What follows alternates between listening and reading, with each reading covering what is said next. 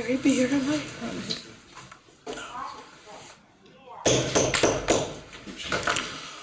I'd like to call to order the Reidsville City Council meeting for Tuesday, February 10, 2026. First order of business will be invocation by the Reverend Andrew Brown, pastor of Main Street United Methodist Church, 221 South Main Street, Reidsville, North Carolina. And if I'm not embarrassing Pastor Brown is one of my former students, one of my favorite students. You made fifth grade fun. I appreciate it. Thank you. Let us pray. Eternal Creator and Most High God, in the name of Jesus and by the mystery of faith, we seek you at this hour. Bless the leaders of our nation, that we may be a people at peace among ourselves and a blessing to other nations on the earth. O God, attend those who hold office in Reidsville. Inspire in them wisdom, charity, and justice, that with steadfast purpose they may faithfully serve in their office to promote the well-being of all people. We beseech you, O Lord, teach us, the people of this city, to rely on your strength, to accept our responsibility to our fellow citizens, and to make wise decisions for our society, so that we may be found faithful in our generation. All this we ask according to your will, Lord, and not ours. Amen. Amen. Next order of business will be the Pledge of Allegiance. We all stand.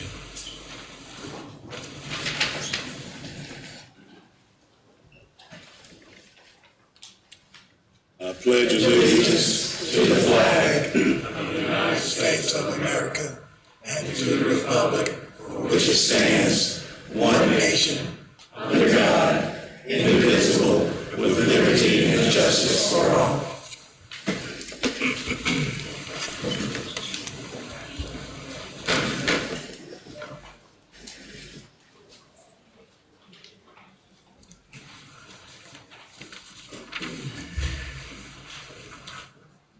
As we move to adopt the agenda, I would remind council members that if any of you have a potential conflict of interest regarding any of the items on tonight's agenda, you should ask to be recused when the item is first introduced.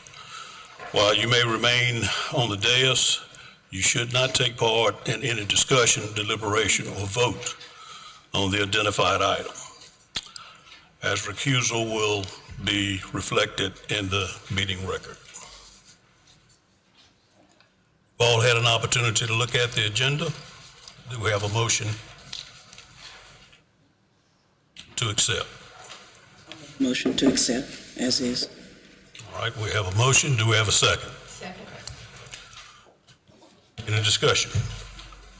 All those in favor, raise your right hand. It's unanimous. Next item on the agenda is proclamations and recognition. Tonight we have a recognition for February as Black History Month. Whereas February has been designated as Black History Month and will be observed in our community with a series of special presentations and exhibits, with the observance affording the special opportunity for local residents to become more knowledgeable about Black heritage and to honor the many Black leaders who have contributed to the process of our nation, or progress of our nation. Whereas such knowledge can only serve to strengthen the insight of all of our citizens regarding the issues of human rights, the great strides that have been made in the crusade to eliminate the barriers to equality and minority groups, and to continue struggle and continuing to struggle against racial discrimination and poverty. Now, therefore, I, Donald L. Gore, Mayor of the City of Reidsville, on behalf of the Reidsville City Council, do hereby proclaim the month of February to be Black History Month in Reidsville, and further urge all citizens to join together in making this a period of rededication to the principles of justice and equality for all people. This is the 10th day of February, 2026.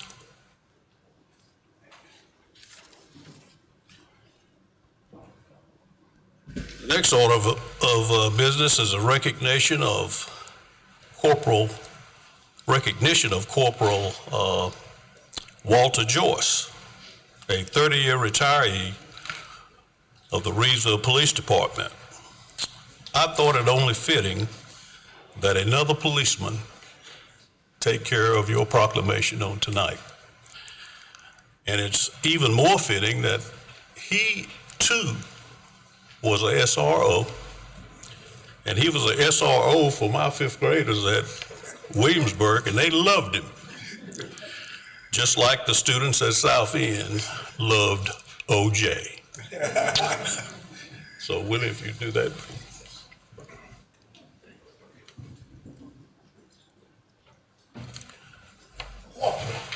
Walter Jones.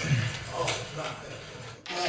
now what I'm going to do, I'm not supposed to do this, but I'm going to do it. I'm going to reveal your performance appraisal. Because now, I did your performance appraisal at least for about 10 years. Now, when I reveal this, don't sue me because I'm going to pinch you. Here we go. You're one, that above standard. You're two above standard. We don't have time to so I'm going all the way to the year 10, above standards. And I want to say that I did not give above standards away just like Candy. You earned it. I would go and I would talk to the principal. The principal said, excellent job. I talked to the teachers, excellent job. I talked with the parents, excellent job. I talked with the students, excellent job. You cared about the school and your job. You loved those students. You cared about their education. You cared about their safety. The same thing about the police department. You cared about your job. There were people all around in the community. When you weren't in school and you were out doing the summer patrol, the citizens would say, that's a mighty fine officer. Now, I just want to thank you for all the years that, I was able to work with you, and you made me feel so proud to be your supervisor. Lucky to have you. Well, thank you.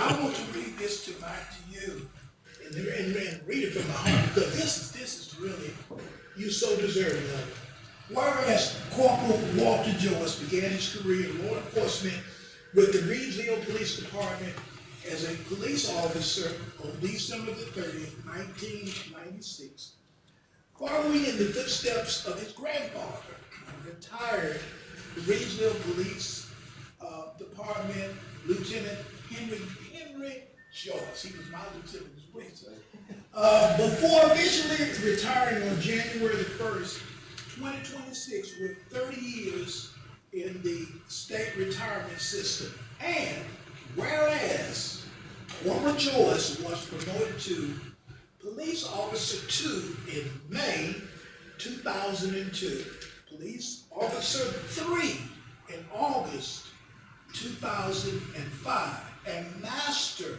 Police Officer / Corporal in April 2018, eventually becoming Sergeant in August 2018, before voluntarily returning to Master Patrol Officer status in December of 2022 to go back to the school resource officer position that he loved. And whereas during his 3 decades on the police force, he demonstrated daily the police department motto, making a difference.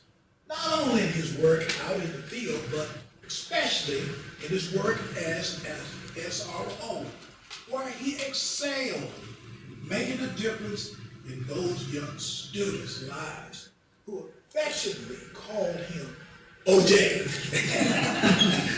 for Officer Jones. And whereas without sacrificing the quality or quantity of his daily workload, Corporal Joyce also freely offered his time to assist with numerous events, and his passion for his job earned him the respect of the Reidsville citizens, school personnel and staff, students and parents. And whereas Corporal Joyce was able to end his career on a special high note, having the opportunity to work alongside his son, Holden, who became an officer with the Regional Police Department in 2024. Now, well, therefore, I, Mayor Donald L. Gore, on behalf of the Reidsville City Council, take pleasure in recognizing and honoring Corporal Walter F. Joyce on the occasion of his retirement from the Regional Police Department, and thank him for his dedication and devotion to the city and its citizens as he continuously strove to make Reidsville a better place to work, live, play, and live. This 10th day, February 2026, is signed by our most honorable Mayor, Donald L. Gore. Please, everybody, give this man a round of applause.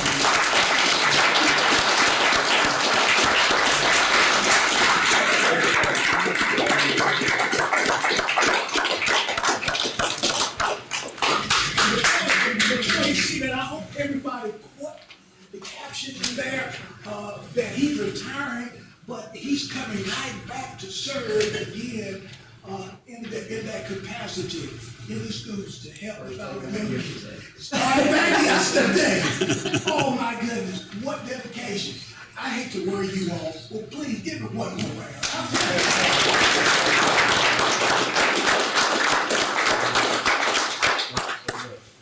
Walter, the Seahawks won the Super Bowl on Sunday, Yes, sir. but you got the Super Bowl today. There's a bigger Cowboy fan here than me, believe it or not. It is? Sitting right over there. Oh, okay. Thank you. Thank you.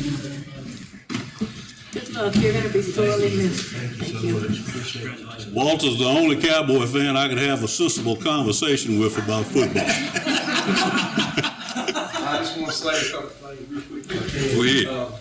Floor is yours. It was my honor and pleasure, and all the credit and thanks to God. Thank you to my wife for supporting me through the whole journey. All my old family, my law enforcement family, my school family, my church family. It goes on and on. There's just so many things. So I really appreciate it. Thank you. Thank you.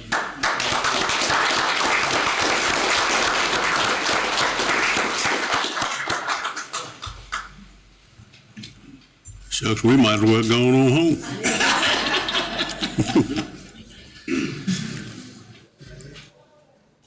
Next item on the agenda is the approval of the consent agenda. We have 4 items. Is there anyone who'd like to have one of those 4 items pulled?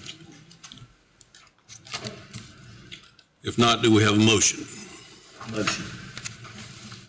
Second. Okay, we have a motion and a second. Any discussion? All those in favor, raise your right hand. It's unanimous. Next item is a public hearing. Consideration of a text amendment to allow short-term rentals by right in all residential zoning districts and the central business, CB. District. T 2025-05, Enclosure 1, Mr. Drew Bigelow, Planning and Community Development Director. You're going to be up there for a while tonight. Yeah, quite a while tonight. Thank you, Mayor, Council, and Interim Manager Phillips. Staff is petitioning to amend Article 5, Section 2, the Table of Permitted Uses and the notes to the Table of Permitted Uses of the Reidsville zoning ordinance to introduce a new permitted use for short-term rentals. This new permitted use will be allowed by right in all residential zoning districts, as well as the central business district that comprises the downtown commercial core. This amendment will also establish Note 45 for short-term rentals, and Note 45 will provide the following development requirements for short-term rentals. So I have a list that I'll go through. There's approximately 7 or 8 of them. The first being that cooking facilities will not be permitted in any bedroom. For the purpose of this ordinance, cooking facilities include any refrigerator in excess of 7 cubic feet, any stovetop or range that operates on a 220-volt electric service, any appliance that operates on natural gas, or any cooktop, whether integrated into a countertop or a separate appliance, which contains more than 2 cooking surfaces or burners. This shall not prohibit cooking facilities within a 1-bedroom studio rental unit. Number 2, in residential zoning districts, short-term renters shall not utilize the premise for holding special events or gatherings. Number 3, for any multi-unit dwelling, no more than 50% or 8 dwelling units total, whichever is greater, may be used for short-term rentals in a single building. Number 4, every short-term rental operator shall maintain for a period of 3 years a list of all short-term rental lodgers staying on premise. Number 5, the zoning permit number authorizing the short-term rental shall be conspicuously posted and on all advertisements for the short-term rental and the subject property. Number 6, on-site exterior advertising for the short-term rental is prohibited. And then number 7, short-term rental operators shall comply with all applicable state and local laws, including those relating to fire and building codes, smoke detecting and carbon monoxide detecting equipment, housing codes, and payment of taxes to the appropriate governmental entities, including an occupancy tax. Are there any questions before I move on regarding those 7 different requirements? How did we come up with these requirements? I mean, what was the basis of it? Is there particular issues that we're experiencing in the community that would require us to come up with these 7 requirements? Sure. So staff looked at the requirements from a lot of other places. Particularly, these requirements are referenced from Raleigh. Raleigh is very different from we are. However, their policy was very well written, very well laid out, requiring, for example, number 1 about the cooking facilities prevents it from turning into like a boarding house situation where you have full living, dwelling, and cooking facilities in a single room. It keeps it more in line with the residential accommodations that are typical in the districts where we're allowing these to go. It was discussed a couple of times with other staff and council, specifically number 7, that we include that language that it must comply with all other applicable laws, including building code, state laws, housing codes, so on and so forth. But we did reference also Greensboro, we looked at Burlington, we looked at Wilmington because they have very explicit short-term rental laws. It's kind of recent that the state has given us authority to kind of dictate short-term rentals. We can't keep necessarily a registration for short-term rentals, but they have given us some authority to dictate what constitutes a short-term rental. So we looked at all of the places that have implemented that authority thus far that we felt had solid, well-written ordinances. So that's where we came up with this. Based off of what you're saying with Raleigh and Wilmington and all these cities, the way that I see this and what the state has given us, these policies are implemented in areas that are trying to control growth, high population areas where these are an issue. We have a lot of apartments. I made this statement when we had this discussion where we do have short-term rentals, and based off of the classification here, these short-term rentals that we have for what you would consider executive suites and things for the manufacturing factories that are around here, this policy puts those property owners or one specific individual property owner out of compliance in certain buildings, which would require him to then move people around. And we had this discussion of how many Airbnbs are we aware of, how many short-term rentals are we aware of here, and is this an issue that was brought to light by the community that would now require our regulatory ordinances, based off of that. And I think the assumption of that is it's not a problem, and the reason why I say that is we have a problem with getting investments and getting people to build here and do the certain things, and we're not Raleigh, we're not Wilmington, we're not Greensboro. We don't have that population. And just the mere fact that we've created an obstacle or a red tape creates another barrier and signifies another signal to investors and developers and business people that want to develop here to not come here. You create policies and regulations when you have a problem. I think we want to promote this, to get the people in, and then if we became Greensboro, Raleigh, or Burlington, we're a population of 14,300 people, some dispute more or less, whatever. But I just have a fundamental problem with this because it's just another obstacle that the community sees and outsiders see and based off the fact that we already have businesses that are currently operating apartment complexes that are renting to the factories and the manufacturing facilities that already came here that would put them out of compliance, and it's not an issue. It's a moot point, Staff would argue that they're currently out of compliance because short-term rentals are not permitted presently. So any short-term rentals that are currently operating throughout the city would not be in compliance currently. This provides them with a path forward to come into compliance by including it as a new use, a permissible use in these districts. But you've limited the amount of structures that can be rented, and you take an apartment facility, it's not uncommon in to have those short-term rentals. So we just don't have an issue, period. And I don't understand why we'd make up a policy to deal with an issue that we don't have.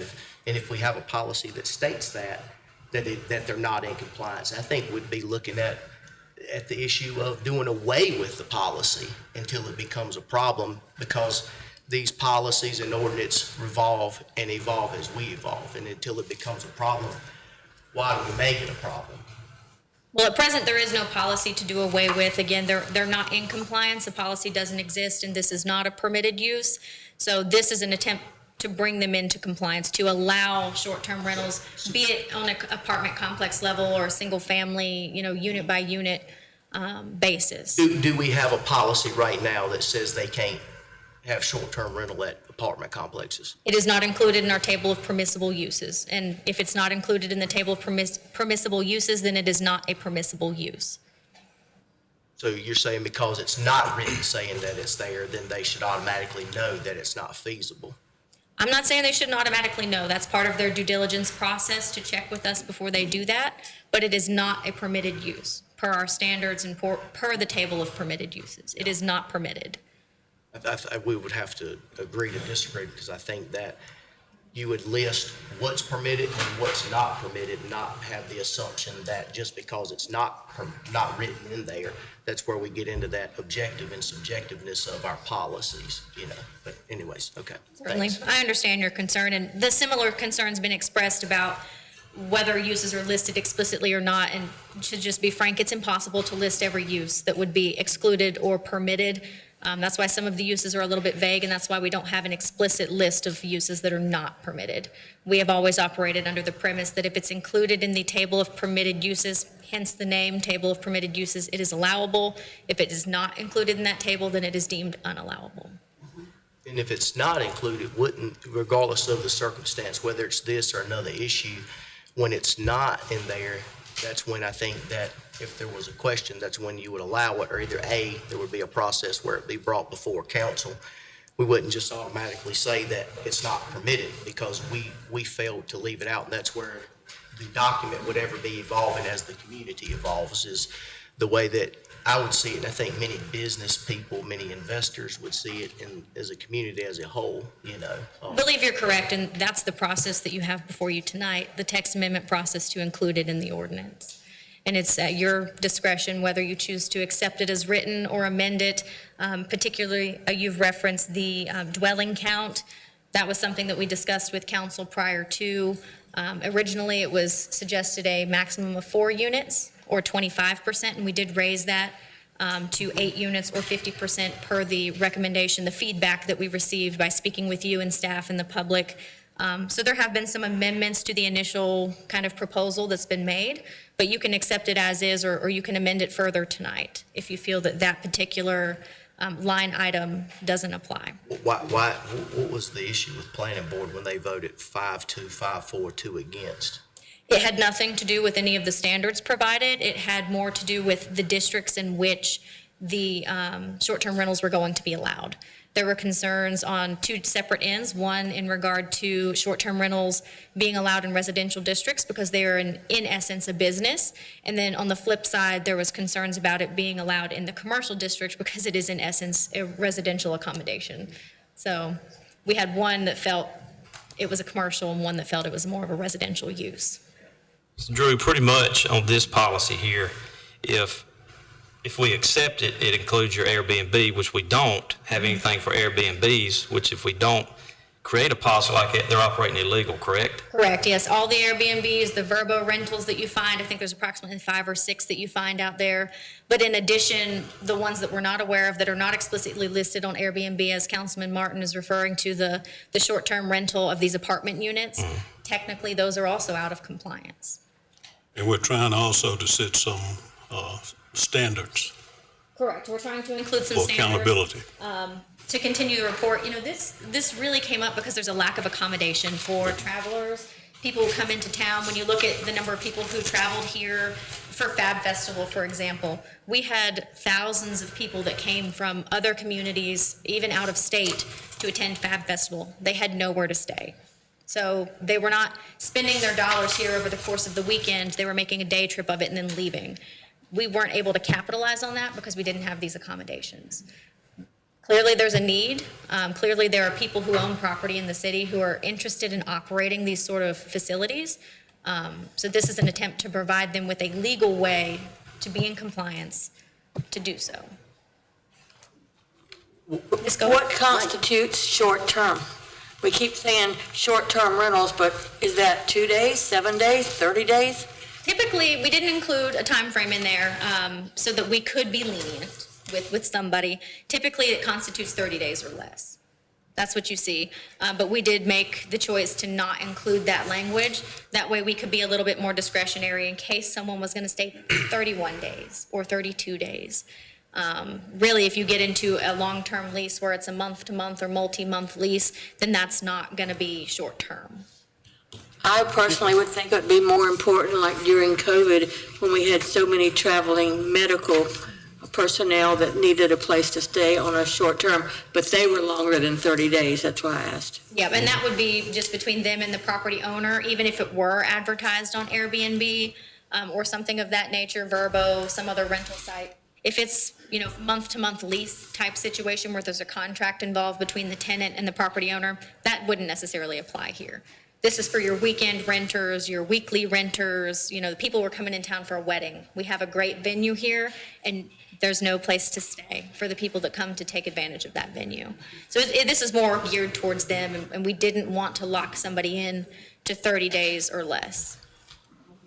I want to say this last thing, I'm not going to beat a dead horse, but Certainly. there's nothing illegal about having short-term rentals or Airbnbs here now if it's not written in the ordinance. Just because we don't have it written doesn't make it an enforceable action, because then it becomes a discretionary action. So, and it doesn't make it illegal with state standards.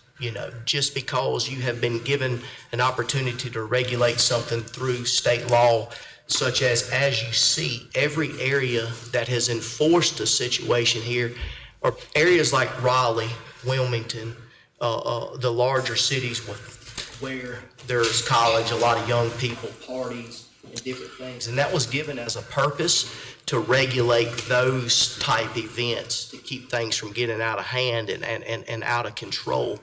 And that's where we have these particular issues, that every little thing adds up and matters and counts that we do here. Every piece of red tape that we put in place for investors when they say, okay, well, my apartment units are only limited to 8 per building, or all these issues, or if I got a duplex, I'm only limited to this number of people.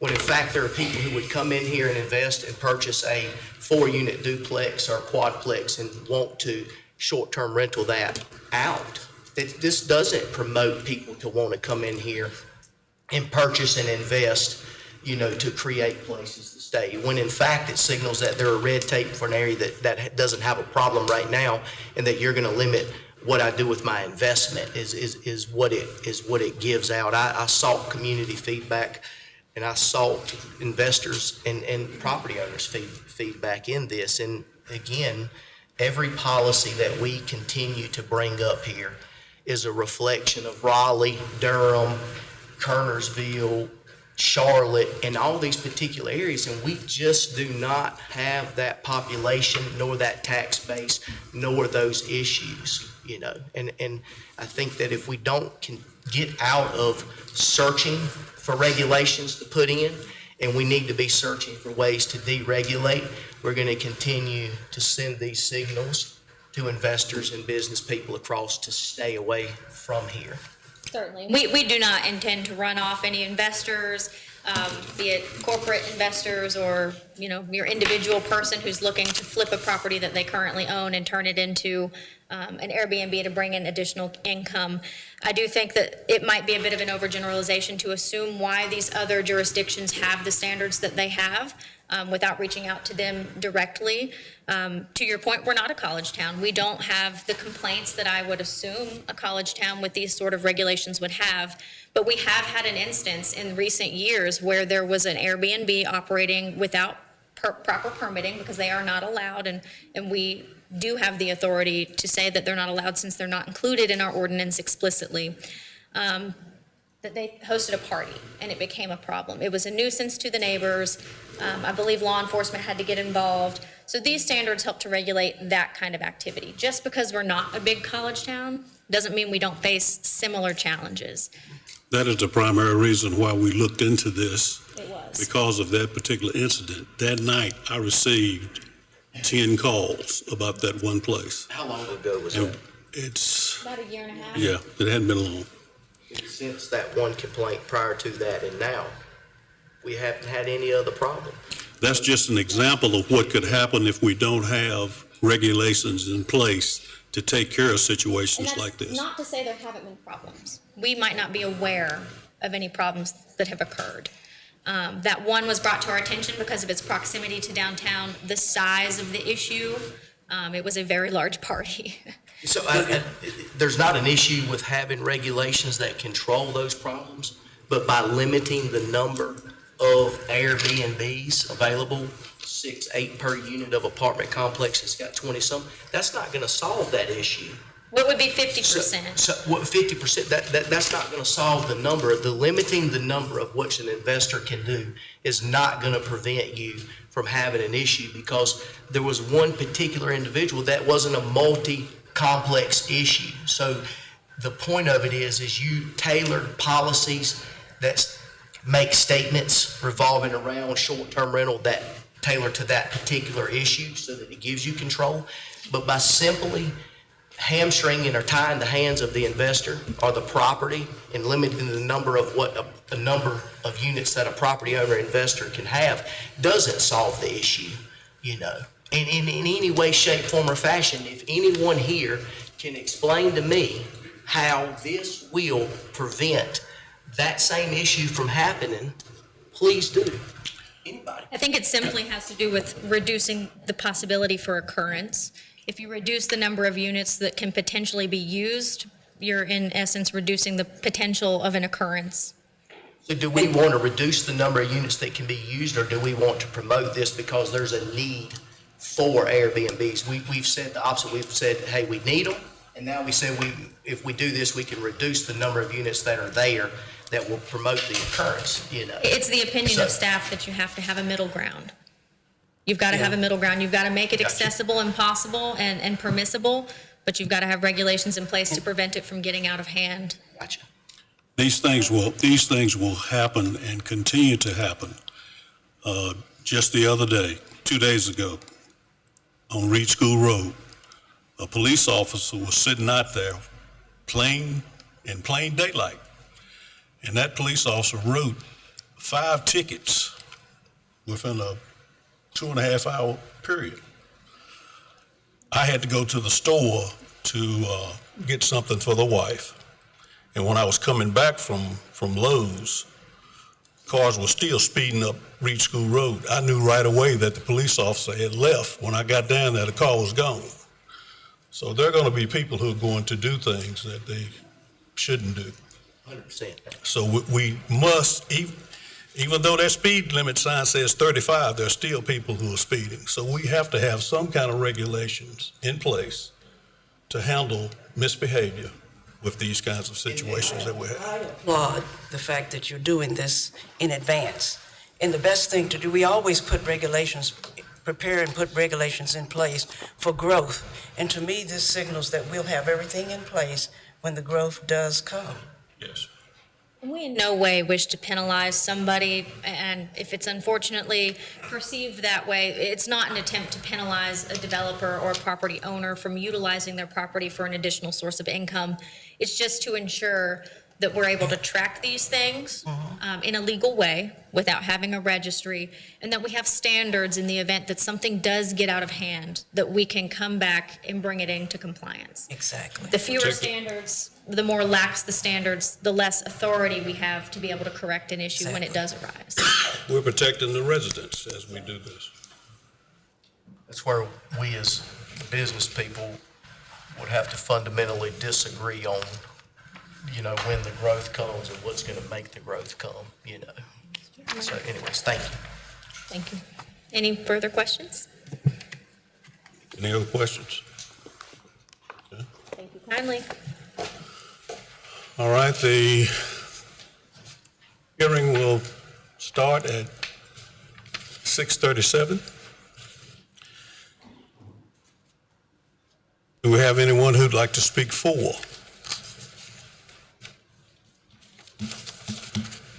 this amendment?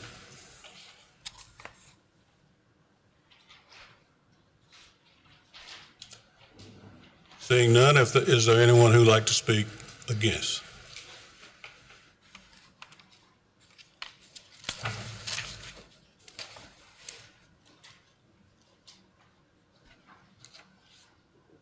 We'll close the hearing then at 6:38. All right, you all have had an opportunity to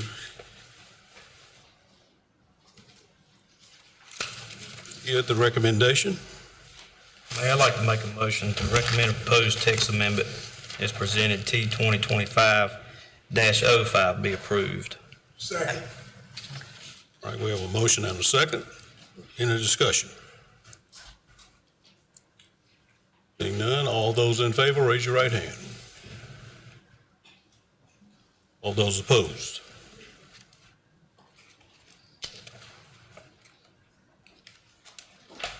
Thank you.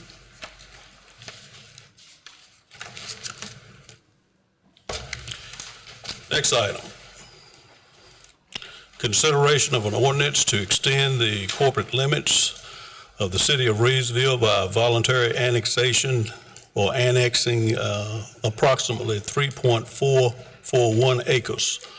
Partial number 186523, partial number 186524, and partial 186525, located off of Highway 158, A 2026-01, Enclosure 2. Ms. Bigelow. Thank you again. Attached is a fully executed request by the owners of the property identified in Rockingham County Deed Book 1694, page 594, to voluntarily annex 3.441 acres located off of US 158. This is a non-contiguous annexation.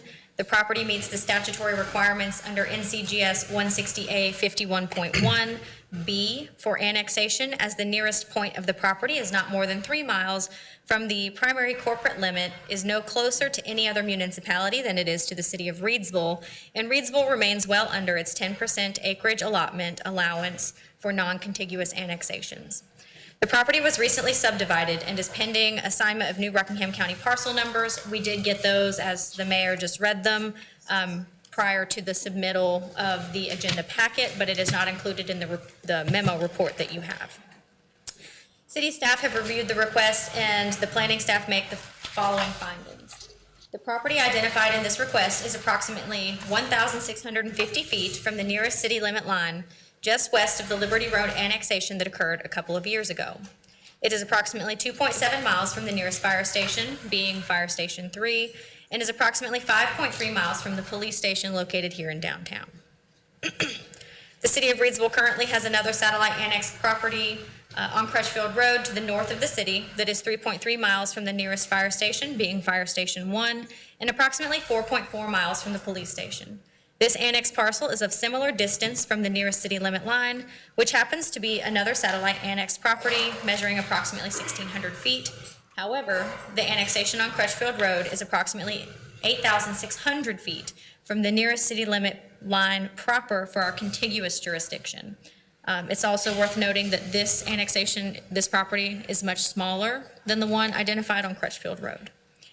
The fire department has expressed their concerns regarding their ability to provide service to the property. However, it is located within the 5-mile boundary for which we may provide services. The nearest fire hydrant is located near the right-of-way of US 158 at the southeastern corner of the property. Pertaining to fire service, beginning with the effective date of annexation, the city shall pay annually a proportional share of any payments due on any debt, including principal and interest relating to the facilities or equipment of the rural fire department. In the past, the payments for such debts were $0 or otherwise minimal, being less than $100 typically. The Monroe Fire Department will be responsible for providing staff with the financial information required to calculate this payment. We had the annexation from Gibbs Lake Road last year, where we had the same thing. We worked with Monroe Fire Department to determine what our cost would be, and it was less than $100. And for that purpose, we didn't have to provide that payment of debt service. The Rural Fire Department shall certify to the city each year the amount that will be extended for debt service, subject to be shared by the city. Excuse me. The City of Reidsville Police Department, at the time that we wrote this report, had not expressed any concerns regarding their ability to provide service to the property, as it was located in the 5-mile boundary for which we may provide services, and the 1-mile boundary for which we are able to currently provide services outside the city limit proper. To clarify, after writing this, the police department did reach out to staff and note similar concerns that there may be extended response times to the property. The only access to this property is going down 158 or coming up around the lake until the development of Liberty Road is completed at least. So they did express the same concerns the fire department had about extended response times potentially. Let me find my place here. The Public Works Department has indicated that they will be able to provide residential trash service to the property without issue. Sewer service is not available, and the applicant has been made aware that septic will be required. Water service is available within the right-of-way of US 158 through Rockingham County, and all applications for new service will be reviewed and approved by the county. Considering the existence of other satellite annexations previously approved by the City of Reidsville, the planning staff finds this petition to be valid, and the planning staff recommend approval of the ordinance to extend the corporate limit after the required public hearing. I'll take any questions about the annexation process, any questions you have about the parcel. We also have the applicant here tonight. He was able to attend. So just from my own investigation into it, when I learned about it, and hearing what you've reported with the fire and police, let's start with that and the response times. There could be issues. And the Potential. fact that, yeah, potential, and the fact that there's no water coming to this, being paid to the city, there's no sewer, so there's no services there. So pretty much all you're gonna have is the tax base on 3 houses. And on top of that, you'll be paying that volunteer fire department that rate, or whatever it is it comes up to, for taking that property out of their jurisdiction.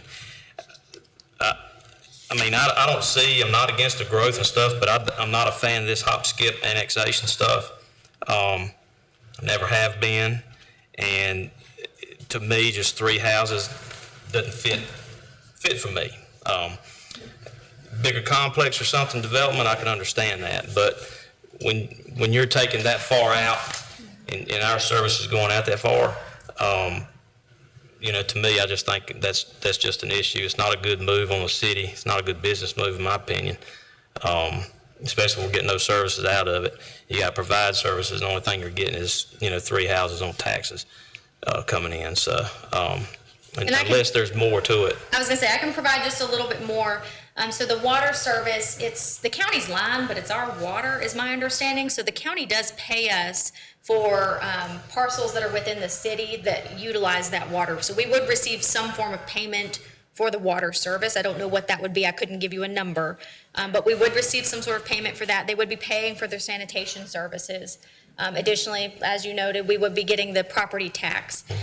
The reasoning for this annexation is primarily due to the watershed. So the watershed in the county, the standard, I believe, is 1 unit for 2 acres. So this property is relatively undevelopable in the county per the development, that the type of 3-unit, single-family development that the applicant was wanting to do. The property has sat vacant for years. It was formerly owned by O.B. Chambers. There's a retention pond, dam on the backside of the property that up until recently has made it also somewhat undesirable. So I think this is an opportunity to have a parcel that would otherwise sit vacant, indefinitely, be developed into something. But you said sewer's not available, correct? Sewer is not available here unless they wanted to extend it miles down the road, or potentially with upgrades to the Monroton School pump station connect there. Which wouldn't be financially feasible. And when you talk about the reason that this property is undeveloped is based off of it being in the watershed, that also will create problems in order for them to be able to have septic systems that will accommodate that type of structure. And then when those structures don't meet those requirements through the health department, then that's going to create another issue for us. And so I feel like that we have to make a decision based off of what's in the citizens' best interest. And I think they need to go back and do some research to make sure that the land would even perk. When you have all those watersheds, you can't put drain fields in those areas, which is probably why it has not been able to be developed. And then that individual is going to be paying a double tax base, no services, no sewer, no septic. We've got to send a trash truck out there for $40 a month, once a week.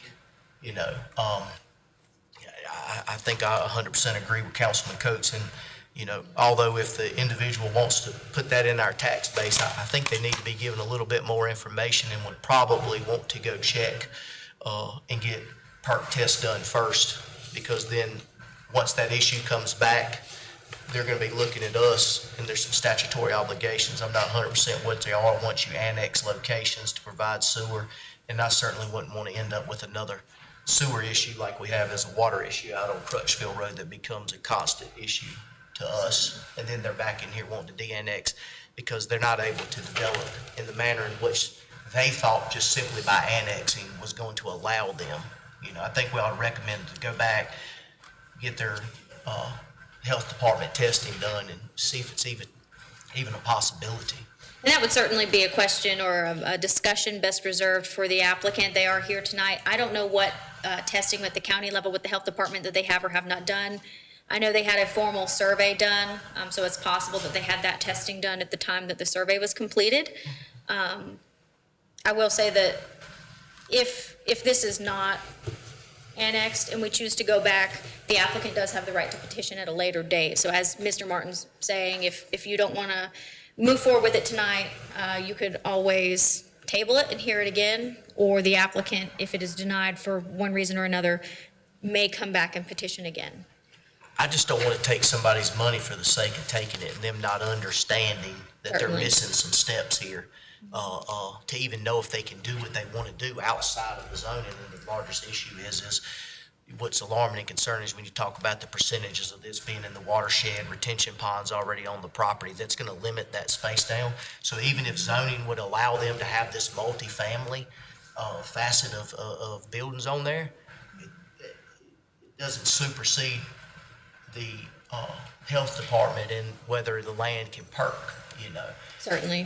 And that's probably why, if these people understood, no one scooped this desirable piece of property up because it doesn't perk or not going to meet those criteria. And so therefore, just simply taking their tax dollars would be wrong of us if we don't make sure and ensure they have the right knowledge to check everything. Certainly, and I would, again, let the applicant speak to that. I don't know what testing they have or have not done. As far as zoning is concerned, that's all I can speak on, and it does meet our standards Could as we, far as zoning. could we hear from the applicant? Certainly. I felt that I had read that any time we annex outside the city limits, that within 3 years, we have to offer the services of septic and water. That we had a 3-year limit on that. Sewer and water, Sewer and water. Certainly, so that's why we discussed with the applicant ahead of time that would not be a possibility. We made them aware. Initially, they were seeking sewer service, and the city planner conveyed to me that she has discussed with them or reached out to them and made them aware that septic would be their only option here to develop this property. Most people want to annex in because they want that water sewer service, and I think the key factor here would be the access to that, and then them not having a fundamental understanding that this probably could be an issue. Yes, and that's why we've tried to have those discussions with them about the sewer. I mean, water is available, again, it's through the county. We would be paid a fee for that service. So we would get some payment out of that. But also, that is a concern. I think they're aware of that. I'll let them speak to that more. But primarily, it was expressed to staff that this is a watershed, a density issue within the watershed, not being able to build to the density that makes a financially motivated decision for them, that if they can only build the one unit, it's not worth building. Which that's going to be left, let's hear from them and see if they have the right information to go get that before we just snatch their land up from them and start collecting taxes off of them. And I'll stay here for questions if you need anything else. Does this need to be part of the public hearing? So we need to open the public hearing up before you. Okay, we'll open the public hearing up at 6:52. And we have someone who's speaking for. Good evening. I'm Alex Carter. Address is P.O. Box 669, Walkertown, North Carolina, 27051. I'm here as a proponent for the property owner. I'm a licensed civil engineer, and I think I can answer most of your questions that you have. You're exactly right. You're on the right track. Most of these annexations happen because people are interested in public water and sewer. In this case, the watershed really is the big issue. The soils for the property have been reviewed by soil scientists. They're suitable for septic, so we're okay there. There's no floodplain on these properties, but they are in a watershed area, and they're in a critical area because they're close to a water intake point. So what happens is the state has regulation around that, and the county also has regulation. The county regulation is much more restrictive. They only allow 1 unit per 2 acres under their requirements. When we go through the annexation, Reidsville and the state requirements are much more conducive. One lot per 40,000. So the land in your civil engineer will stand for that number of multifamily units in a septic system and meet the county's criteria of the backup areas and all that? That's correct. So these would be single-family residential, R20 type zoning, single-family residential. They are limited on built-upon area, and these lots are about 1/3 acres each. So there's lots of room there to do typically what we would build in those types of situations. So these are going to be probably entry-level to mid-tier type homes that they would build on these three lots. And they would meet all the criteria for watershed, septic, and all the rest. So it has been investigated pretty thoroughly.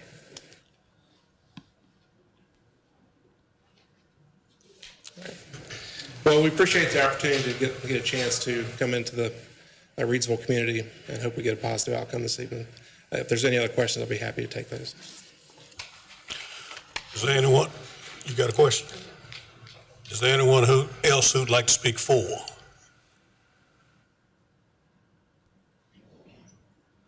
Thank you. Seeing none, is there anyone who'd like to speak against?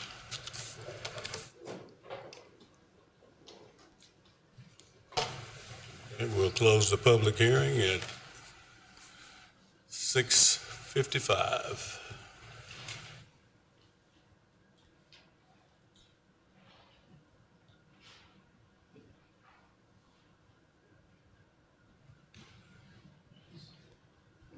What is the pleasure of council?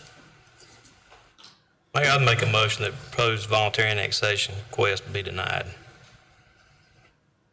I would second that motion, just given the limited number of criteria of where we can satellite annex. We had that conversation a couple of different times, and I don't know that it's necessarily a fit. You know, one of the things that we hear from our police and our fire is that it can be a problem, and I think if it's an issue, that liability falls back on us, and they've already stated that there is a potential issue could arise. They didn't say it would arise, but at that point in time, that puts liability back on us as a city. And while I certainly want to increase tax base by as much as possible, I don't want to feel like that I'm taking advantage of somebody, and I certainly don't want to cause harm and have that fall on me. Just simply grasping for $1. All right, we have a motion to deny and a second. All those in favor, raise your right hand. Those opposed?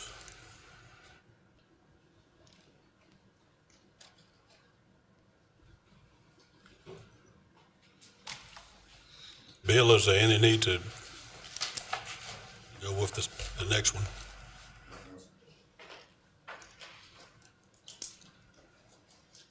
I have a question. Are there any changes that can be made that will allow them to come back and make another request? They have the option to go to the county and try to make requests, you know, since they're using septic already. You get an option to petition the county and have a hearing for this if you make application. I believe that I would try that. I just don't feel that it's right, you know, and I'm sorry that I feel that way. Because we have these issues where our police has to go out to Crutchfield Roads the same distance, and it puts a burden upon staff, and that's why I think that's why fire and police has stated that this could be potential issues that arise. Then it causes confusion amongst the county in terms of who's responsible. It causes issues with the county and the sheriff and 911 operations. But no, I'd like to do a little more research myself and see where we stand on that. And you have an opportunity to repetition, and I would do some research for you on that and deliver that information to Ms. Drew and the rest of the council, what I come up with, to try to make sure you can do what you want to accomplish. I just don't feel right for the property owner doing it. I just have some uncertainties in it, you know, and I'm sorry. Next item on the agenda, consideration of a conditional rezoning request for an 11.66 acre parcel located on the corner of South Scale Street and Freeway Drive from a mixed designation of residential 20, R20, and highway business HB to conditional zoning. Mayor, just for the purpose of the minutes, could we have We need to close it. something in saying about why we didn't do number 3? Okay. All right, we didn't do the third, Closure number 3. Number number 3, because, It There was was a no- rezoning enclosure yeah. for, yeah, enclosure number 3 was rezoning Yeah. pertaining to the same property. yeah, I had The asked Bill, basis of that rezoning if we're not going to annex it. I had asked Bill. Okay, Drew, Ready for me? yeah. Alrighty. So as you stated, this is a conditional rezoning request. Mount Jubilee Ministries is petitioning to rezone a parcel located on the corner of South Scale Street and Freeway Drive, Rockingham County, parcel number 186630, to conditional zoning highway business from a mixed-use designation of residential 20, R20, and highway business HB. The owner of the property is Mount Jubilee Ministries Incorporated. This parcel encompasses an approximate area of 11.66 acres. The property is currently undeveloped. However, a single-family residence previously existed on site and was removed within the last couple of years. This was a controlled burn conducted by the fire department. City water service is available in the right-of-way of Freeway Drive to the south and South Scale Street to the east. City sewer service is available within the right-of-way of South Scale Street to the east, and a city sewer main crosses the northernmost corner of the property. Both Freeway Drive and South Scale Street are NCDOT right-of-ways, and approval will need to be obtained from NCDOT for utility connection onto the city's water and sewer systems beneath the right-of-way. There are no streams on site. However, the property is located in both the Jordan Lake and Troublesome Creek watersheds. The entire parcel is located in the Jordan Lake watershed and subject to the Jordan Lake buffer rules. The majority of the property is located, approximately 95% of the property, in the Troublesome Creek watershed that recharges Reidsville Lake's drinking water. In the Troublesome Creek watershed, non-single-family residential uses, including apartments, townhomes, duplexes, and all commercial uses, are limited to a 24% built-upon area by the state's drinking watershed regulations, which the city enforces. The intent is to limit runoff and impervious development surface during stormwater events that flow into our drinking water source and ultimately reduce water quality. The proposed development for this site shall be in compliance with this standard. Additionally, the floodplain insurance rate map identified as firm indicates no floodplains on site. As you know, a conditional rezoning request amends the zoning map with site-specific conditions incorporated into the amendment. This allows the owner and developer to place voluntary conditions on the land with the intent of restricting allowable uses within the new district or to ask for deviations from our standards. The owner and applicant get to choose which of the allowable uses for the district, in this case the highway business district and the uses permitted in the highway business district, that they would like to impose upon the land. This is a limited use conditional rezoning, and the applicant has requested to prohibit several of the highway business allowable land uses for this site.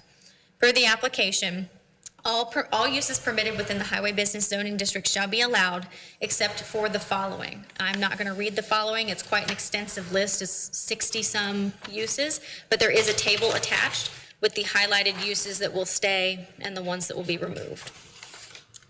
Essentially, they want to keep some retail. They want to keep office, potential for gathering spaces, and remove all of the other uses. The applicant is not requesting to deviate from the allowable dimensional standards for the highway business district. Since this is a limited use conditional rezoning and no deviation from the district dimensional standards has been requested, a concept site plan is not required. As a courtesy to council, the applicant has provided a sketch site plan for this development. Per Article 5, Section 1 of the zoning ordinance, any major change that alters the density of the development, decreases use of the compatible design features, increases pedestrian features, or changes the uses approved for the property must go before again the planning board and city council for approval. Minor changes which do not rise to the level of a major change can be administratively approved by staff, specifically myself, the Planning and Community Development Director.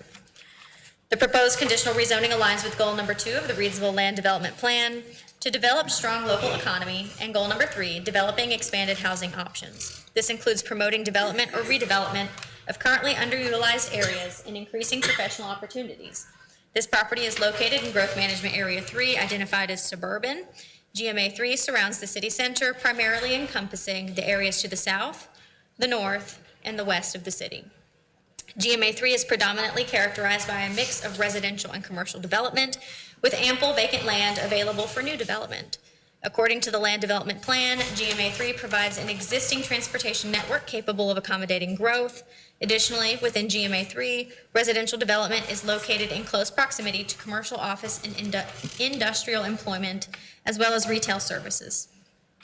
Therefore, the planning staff find the proposed conditional rezoning request to be consistent with the 2022 Reidsville Land Development Plan, reasonable, and in the public interest based on the aforementioned information provided in this report and the attached statements of reasonableness. The planning staff recommends the proposed conditional rezoning be approved, and the planning board unanimously voted to recommend the conditional rezoning be approved by council. And I will take questions. The applicant is here as well. I believe they have a brief presentation to give you more detail about what this site will look like. Again, that's as a courtesy. They're not locked into any sort of site plan because this is a limited use rezoning. Oh, thank you. Will you go back again and speak again about what you said about the city sewer main crossing the northwest corner of the property? Certainly, yes. So there's sewer in the right-of-way, but the very top of this property, it's kind of an oblong property. The sewer main does cross through there. So and that's in the watershed. So there would not be able to be development on top of that sewer main. Assumably, we have an easement there, but I didn't see one recorded on the map. But they wouldn't be able to build on top of that. Currently, from the proposed sketch that they've provided, it looks like all the development's going to be on the front of Freeway Drive, kind of in that southeastern corner. Thank you. We don't have those easements. This project goes forward, might want to make sure that they get that easement recorded in there then. Well, it's just not reflected on GIS. It may be recorded on the deed or reflected on the deed, but it's just not on GIS. Any other questions of Drew?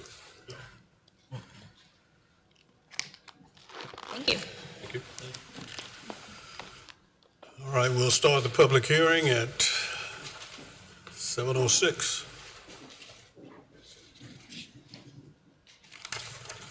We have people coming forward to speak for. Thank you guys for having us. I'm Jessie Metter, Executive Director of Mount Jubilee Ministries, and we're excited to be here tonight, excited to be at this spot in the process.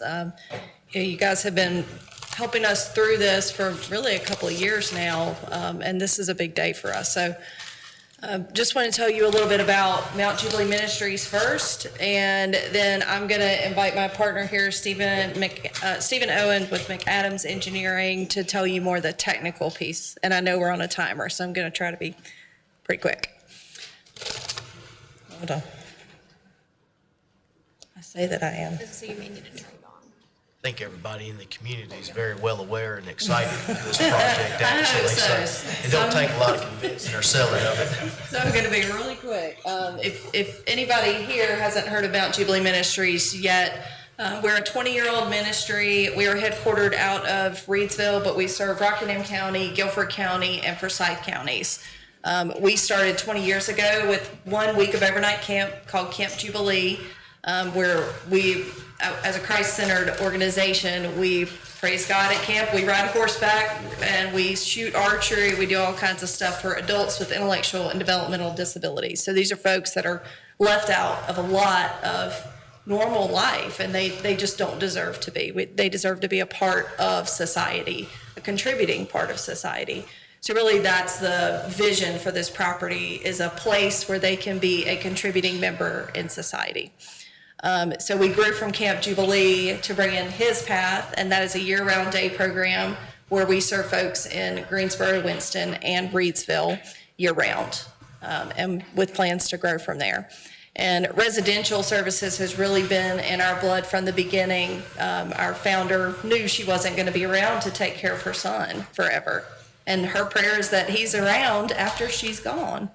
And it's one of the biggest fears that our families have. So the purpose and the vision of this property is to give our families and what we call our heroes a place to live and thrive. And we're excited to get to do that really first step in Reidsville. Hopefully it's the first of, I'll say many across the state. So thanks for having us. And I'll pass to Stephen. Thank you.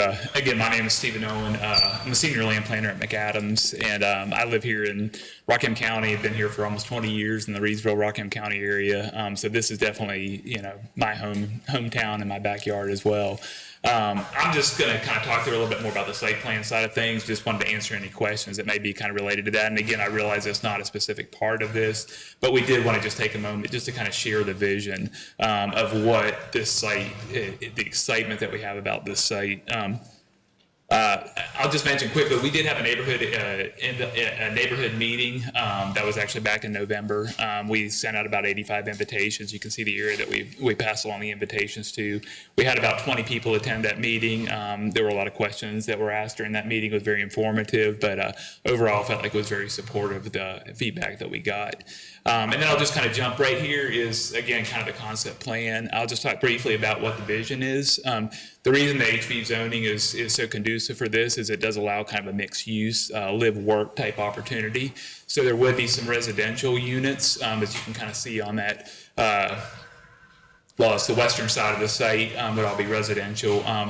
Proposing a lot of common green spaces, amenity areas as well for that area as well.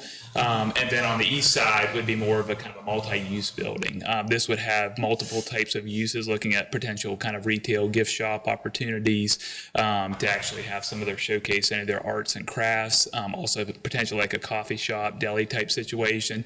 Also meeting areas and some office space, and perhaps like a gym or recreation area as well. So it would be very much a multi-use building that would serve the community as well, but also the outside community to give them opportunities as well. And so that's the key vision there. Councilmember Scoble, to your point, kind of in that green area on that western side, that's where that sewer line is kind of right on the edge. There's actually a stream feature there as well, and those green areas are the stream buffers that are being preserved and protected. There's no intent to impact those or tear those up. The only thing that may impact it is if we have to do our sewer connection over there. There might be a little bit impacts with that part of it. And then really, I just want to kind of make myself available if there are any questions, kind of site-specific questions. I'm happy to answer those. But again, thank you for your consideration on this. We really appreciate that, and thank you for your support. Thank you. Any questions? Is there anyone else who'd like to speak for? Is there anyone who'd like to speak against? Seeing none, we'll close the public hearing at 7:12. Make a motion to approve the recommended proposal text amendment. Second. We have a motion and a second. Any discussion? All those in favor, raise your right hand.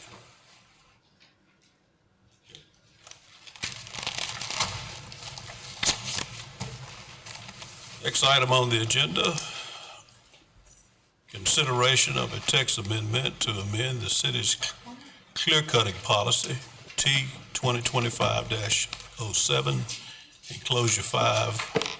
Ms. Drew is back. For the last time, hopefully. So we've heard clear cutting a couple times over the last few months. I'll reiterate what the policy is, where this originated from, and then any questions that you have about the policy. I'm sure you're all aware of what's in here, since it has been brought to you about three times now.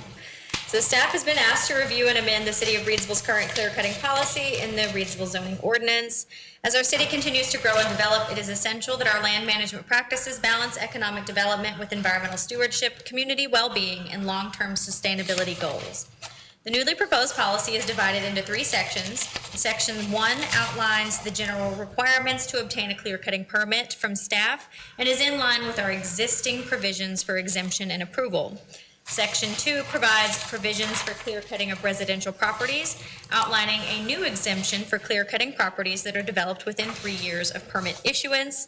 And Section 3 provides provisions for clear-cutting of commercial properties and industrial properties, particularly those that abut residential properties, again outlining a new exemption for clear-cut properties that are developed within 5 years of permit issuance. Section 4 is carried over from our existing policy and outlines the violation procedure for properties that are clear-cut without staff approval or the issuance of a clear-cutting permit. Staff have researched the clear cutting policies of other regional municipalities and make the following suggestions regarding this amendment. Article 3, Section 8, clear cutting of trees. Number 1, general requirements.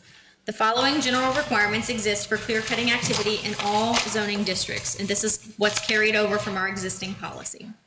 Number 1, a clear cutting permit must be obtained prior to any logging activity on any non-exempt parcel within the City of Reidsville's planning jurisdiction.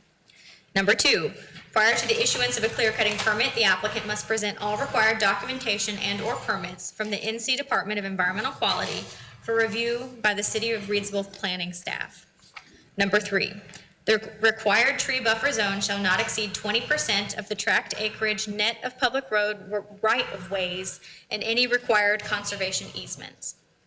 Number 4, perimeter buffer zones that adjoin public roadways shall be measured from the edge of the public road, right-of-way. Perimeter buffer zones that adjoin private roadways shall be measured from the property line.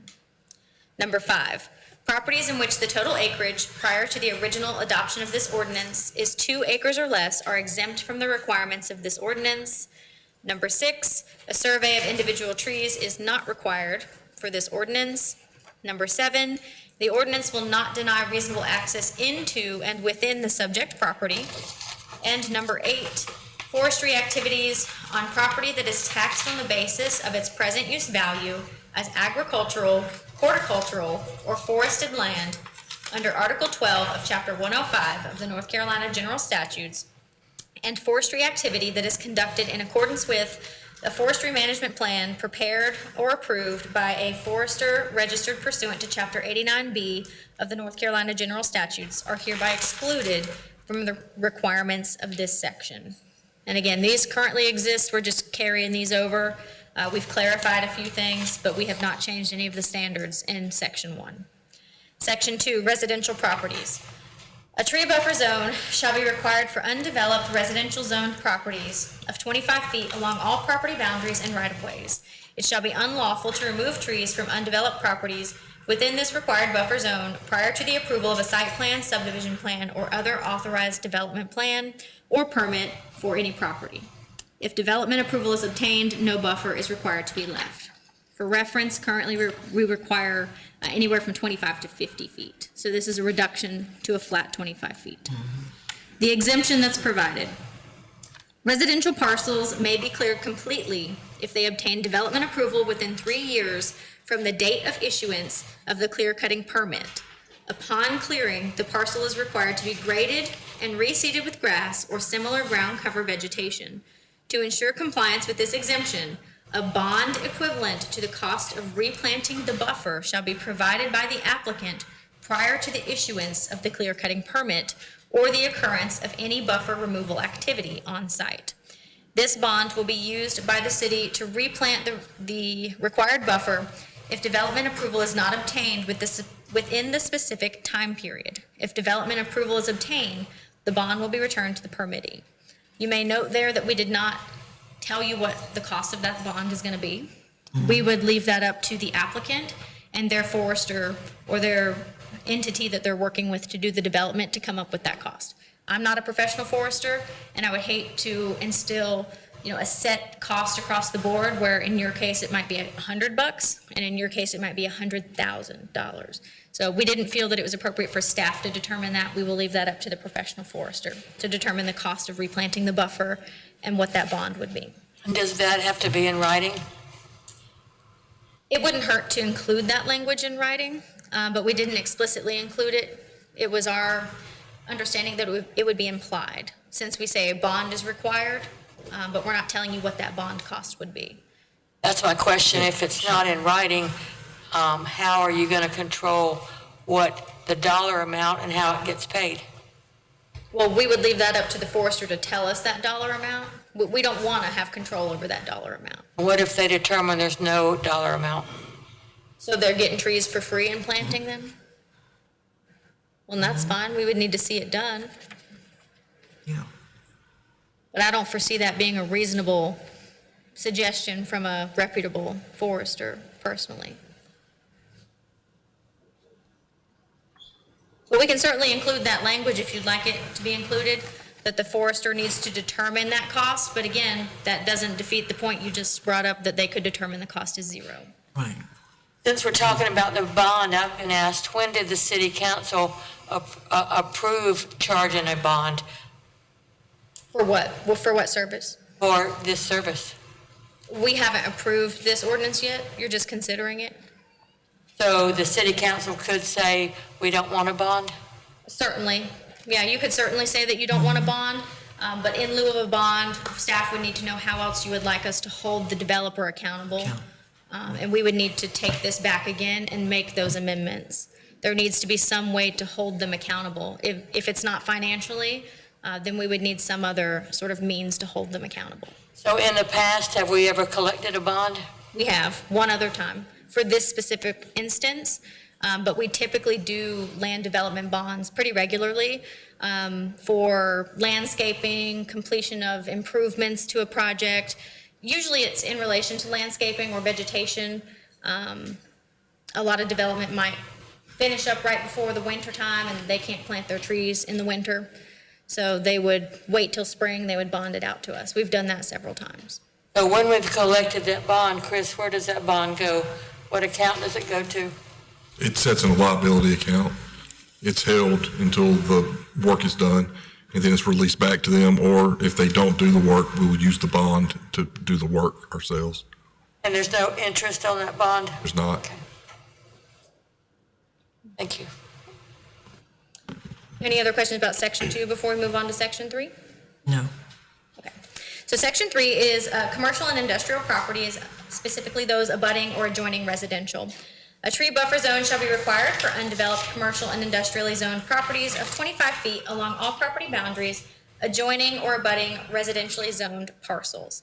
A buffer is not required to be left along public or private right-of-ways. It shall be unlawful to remove trees from undeveloped properties within this required buffer zone prior to the approval of a site plan, subdivision plan, or other authorized development plan or permit for any property. If development approval is obtained, no buffer is required to be left.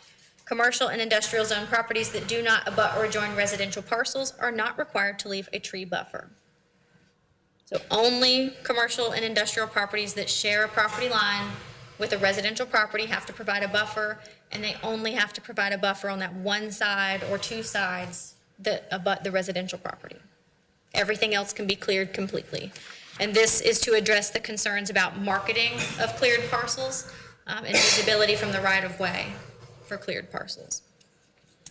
The exemption that is provided here mirrors the exemption provided above, with the caveat that we are providing 5 years for commercial development. We understand the commercial development process is a little bit more in-depth, might take a little bit longer. So we are giving 5 years for that process. And then in section 4, the violation section, which is currently what we operate under, building permits, site plans, and subdivision plans shall be denied by staff to the owner of any property for a period of 3 years after the completion of the removal of trees from the required buffer zone, if the removal of trees results in removal of all or substantially all of the trees that were protected under this ordinance from the tract of land for which the permit or plan approval is sought. So if they don't get a clear-cutting permit, it is a protected parcel with a protected buffer. For whatever reason, they don't want to seek the exemption, maybe they don't like the idea of the bond, and then they remove trees without approval, they will be withheld for 3 years from developing that property. Staff further note that this ordinance was originally adopted in 2006, following considerable input from the local community. Across Reidsville, parcels were being clear-cut for profit without development intent. For apparent environmental and aesthetic reasons, the public petitioned planning staff at the time to develop a clear-cutting policy that would protect and preserve the character of the city. Thus, our current policy was introduced, and it has remained in place for nearly 20 years. Staff asked the council to consider the proposed policy amendments and provide direction on which course of action staff should pursue. The council may choose to pursue any or all of the recommended changes discussed herein. So to Councilwoman Scoble's point, if we don't want to include the bond, we don't have to include that language. We can certainly redact it, but we would need other language to be included, to be used as an accountability purpose. Let's see, where was I at? Staff just asked that the council equally consider the interests of the community and the long-term growth goals of Reidsville. Staff recommends, specifically the planning staff, recommends that the policy amendment be pursued as presented, and we recommend that the text amendment be approved. The planning board voted to recommend this text amendment be approved by council. And I'll note it was not unanimous. I've got some questions. I'm not going to beat a dead horse, as I think the business community has stated publicly that they fundamentally disagree with this, and it goes back and it's the same application applies, just like with the Airbnb. We're creating red tape and barriers. Certainly not the best. It's a little bit better than what we're working with at the present moment. Doesn't allow it, period. But, I have some concerns, and in the violation here, for a 3-year period, the owner, my understanding, will not be able to develop this property. Is that correct? Mm-hmm. So what happens if that owner violates this, but then sells that property to a different property owner? So there are two ways that we can interpret the ordinance. There's a more lenient and a more strict interpretation. The more lenient interpretation is that the violation stays with the land. The more strict interpretation is that we deny development approval to the property owner for any and all properties that owner holds, based on the way it reads currently. So the concern that I have with what our violation remedies is, and I think that should be alarming to all the council as well as staff here, and we should get some legal advice. Recently, on February the 6th, North Carolina Court of Appeals made a ruling against DEQ over placing these same type non-development barriers. I'm sitting here reading through this ruling from the Court of Appeals, and it's essentially, in a nutshell, it says that the Court of Appeals ruled in favor of the landowner, stating that any time a government entity places such barriers on a private property owner, it has fundamentally now been determined to be a lands taking case, because you've taken that person's land over and no longer afforded them the opportunity to do with what they wish as the land owner. I think this whole policy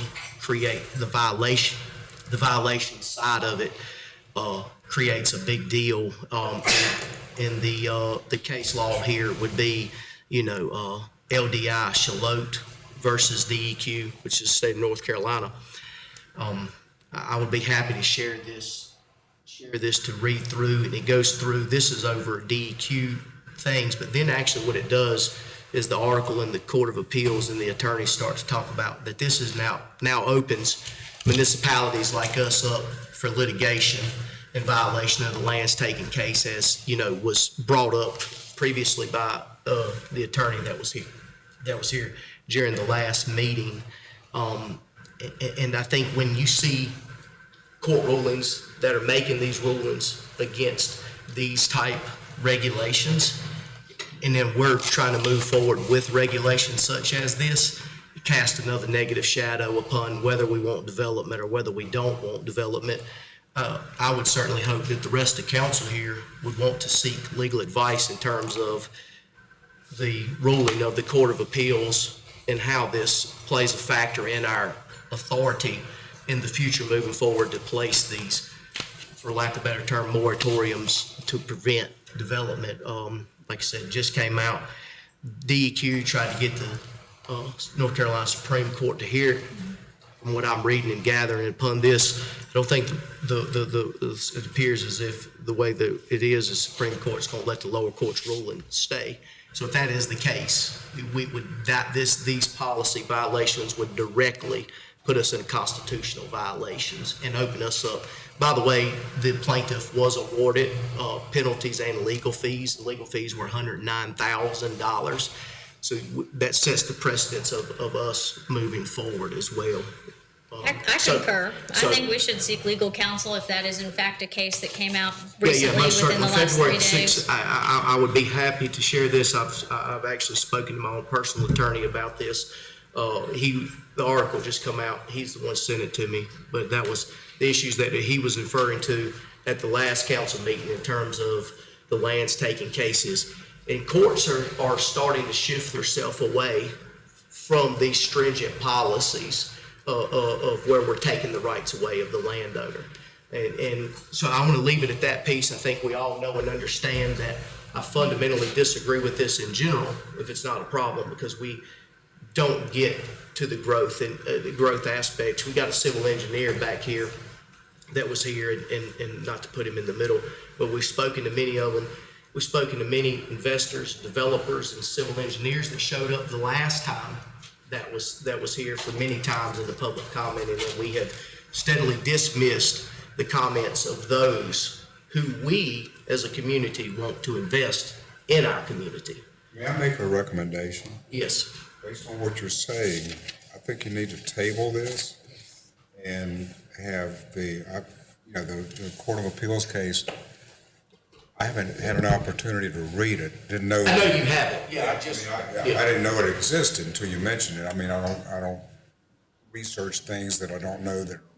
Yeah, this is But what I'm saying is that if what you're saying fits the factual mold of what we're talking about here, it's something that needs to be considered instead of just being real proactive and jumping into it. I agree. Oh, no, I'm saying, I want people to understand that I still fundamentally disagree with this, but this is a very alarming, situation in terms of It needs to be looked at. continue to hear about the lands taking issues, and we've had those multiple discussions. And so therefore, I think that in our decision-making processes, not just with this, but in a lot of things in general, and Ms. Scoville talked about the bond and all these different things. There's a lot of things that I wish that we would get legal advice, for, and it would put to bed and put to rest a lot of the issues and concerns that I have. And that's one of the things tonight. I think we ought to seek legal advice, not on just this issue, but on multiple issues as a whole for what's in the best interest of our community. As I've made these accusations of what's in compliance and what's not in compliance and how 160D is read, not only should we also seek this issue because there is more evidence to support the other aspects, but it's going to require us to sit down together, sit down with you and a subject matter expert attorney, and let's ask those questions, and then let's give the community what they deserve with not only this, but the other issues at hand as well. I would hope we could get that commitment from the rest of council tonight to get that legal advice, not just with this, but the other issues that I've brought up that do have facts and data and case law to support it as well. We may need to make a motion about tabling it. Yes, let's make a motion to table. I make a motion that we table the clear cutting policy. I would second that motion. We have a motion and a second. Any discussion? The only thing I would say on it is for council, is this something that you can research, Bill, and we can have this thing taken care of next meeting? Just don't drag out freaking 6 months. That's what I was asking, the date. It has to be a date specific. Table to a time, 30 days, 60 days, whatever. I'll provide you with the court rulings and offer you to research it as well. So I'll be glad to read that case. Sometimes you go down a rabbit hole with various cases, and Councilman Martin's talking about multiple issues. So, it may, I don't know that something will be done on my next council meeting. To the point of that's why I said, you and getting the proper legal advice, we can jump to this and you guys can certainly pass this. You don't have to table anything. And then we just set ourselves up to litigation with this as well as multiple issues. And we talked about that rabbit hole and what this means and what these rulings and court rulings means and the lands taking cases and stuff. And there's multiple facets of this that need to be looked at. We've got a motion and a second. So let's take care of that. Motion need to say a time? It needs to say, you could do 60 days or I'm just pulling a number of days out of the air, but I think it'd take at least 60 days I don't think 30 days is enough to go through everything that. So So I will make a motion that we table clear cutting policy for 60 days. Second. All right, we have a motion and a second. Any other discussion? One question that I have, could you table, and I don't know how this backs up, but could you table the violation side of it, but still allow some type of development to move forward with the assumption that you guys may bring this back and it may pass, that the violation is there? And what I mean by that is what if a developer comes in and makes the application and says, hey, I want to clear this property, I have DEQ approvals, how do you allow that? Is there a way for us to allow that development to move forward over the next minimum 60 days?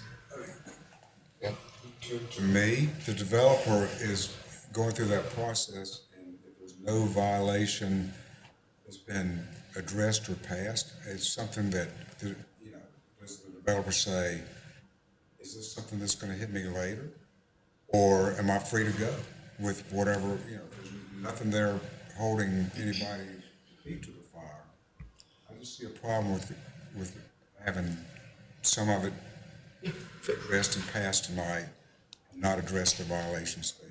Fair enough, absolutely. So fundamentally, this is a zoning use issue. So should it be passed without the section 4 for the violations, that's in addition to a zoning violation which we could levy against a property owner, which is the violation of $100 a day for as long as the violation exists. So we still do have recourse should this be passed without the violations portion, to take action against a property owner who violates this policy. Well, if we table this and a developer comes in and wants to make an application, does that hinder him doing that at all? He would be making it under the old standards, which also include the exact same violation language. We currently are operating under a violation language, which it may appear now to be against what the Court of Appeals has ruled is appropriate. But we're currently operating with that language. That was not new language that staff wrote. That's language that we carried over from our existing policy. So you have a couple of options to table it, and any applications that come in between now and then would be heard under the existing policy, which still has that same violation and puts us at the same risk. You could approve it without the violation policy, and staff would just look at any violation through the lens of a zoning violation and levy that penalty. Or you could choose to deny it, and we keep what we've got until we can work out something new and bring it back to you. Basically, what you have, though, prevents any, I would love to see any kind of development, but basically, if you keep what you got, it prevents any clear cutting to advance the agenda of development. And while I certainly fundamentally disagree with this in general, as I stated, it's much better than what we've had in the past, and it is creating something workable. So my suggestion would be let you work off of the $100 a day violation if they approve to meet these. And as we know, we got 3 to 5 years, so we're not going to be filing $100 a day anytime soon, and we certainly would be able to then do the research on the violation aspect of what authority that we have. But this would at least hopefully open the door to get someone to start moving forward. That would be my suggestion, but we can certainly just table the whole thing in its entirety and just keep operating as we are. So if you're not going to table it, you're just going to let the motion and second die, then you're going to have another motion to do whatever the council needs to vote on moving forward. I think council needs to have some discussion in which I gave my opinion, and we follow like what she said, eliminate the violation process because there are remedies available while you conduct that research. That's what I'm saying. And at least it does relax some rules to get us moving forward in a path. You just withdraw the motion. Well, I think council needs us. If that's what you want to do. Well, we get back into the same situation now of his interest on his development opportunities. Now we've done gone into that now. And so now what are we You're going not to getting do? an interest. I have approvals for every property that I have. I have clear cut and approval already. This has absolutely nothing to do with me. This could be down the road on any other development. This is You're not liking this for what it shows affecting you and your development. So here's a strong disagreement. I made this statement when you talked about what conflicts I may have, as well as I reached out to the School of Government in UNC School of Government. I made this statement the last time we was here. Just because I'm a developer, a builder, or a contractor, and if we are changing policies, regardless of what they are, as long as every citizen or every developer, every builder, every contractor is afforded the exact same opportunities as me or anyone else out here, that's not a conflict. A conflict is if this was tailored specifically to a parcel of property that I have that would allow me or afford me rights that no one else has. So the fact to say that because I may purchase future property or I may do these things, that's not a legal conflict. I made that statement and we asked Bill McLeod that the last time. Is that accurate or inaccurate? Let's put this to rest tonight. If you've got a direct, you can define that multiple ways in the court has, but if you've got a direct financial interest, then you should recuse yourself. If the parcel that you own is not the subject here. The parcel that I owned has already been submitted to her and approved. For 2 of the units. Yeah, that's all I got. So to the guys to say that I may buy a property down the road tomorrow or 6 months or a year from now or 5 years from now, and to say that you want to put this blanketed conflict of interest on me is absurd.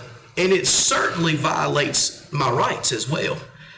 And we didn't get a fair hearing the last time because not a single council member here gave an exact reason of what the conflict was when I challenged that and you allowed that motion to proceed on without hearing from each individual person. If there's a policy that is addressed that could... I think Councilmember Coates needs to give the specific conflict to the people because he's made that accusation multiple times. Well, hold on, let me respond. If there's a policy that's addressed that could reasonably, and that reasonably can be a nebulous concept, but if it could reasonably affect your pocketbook, then you should recuse yourself. So that's all I can say. It's up to the council members.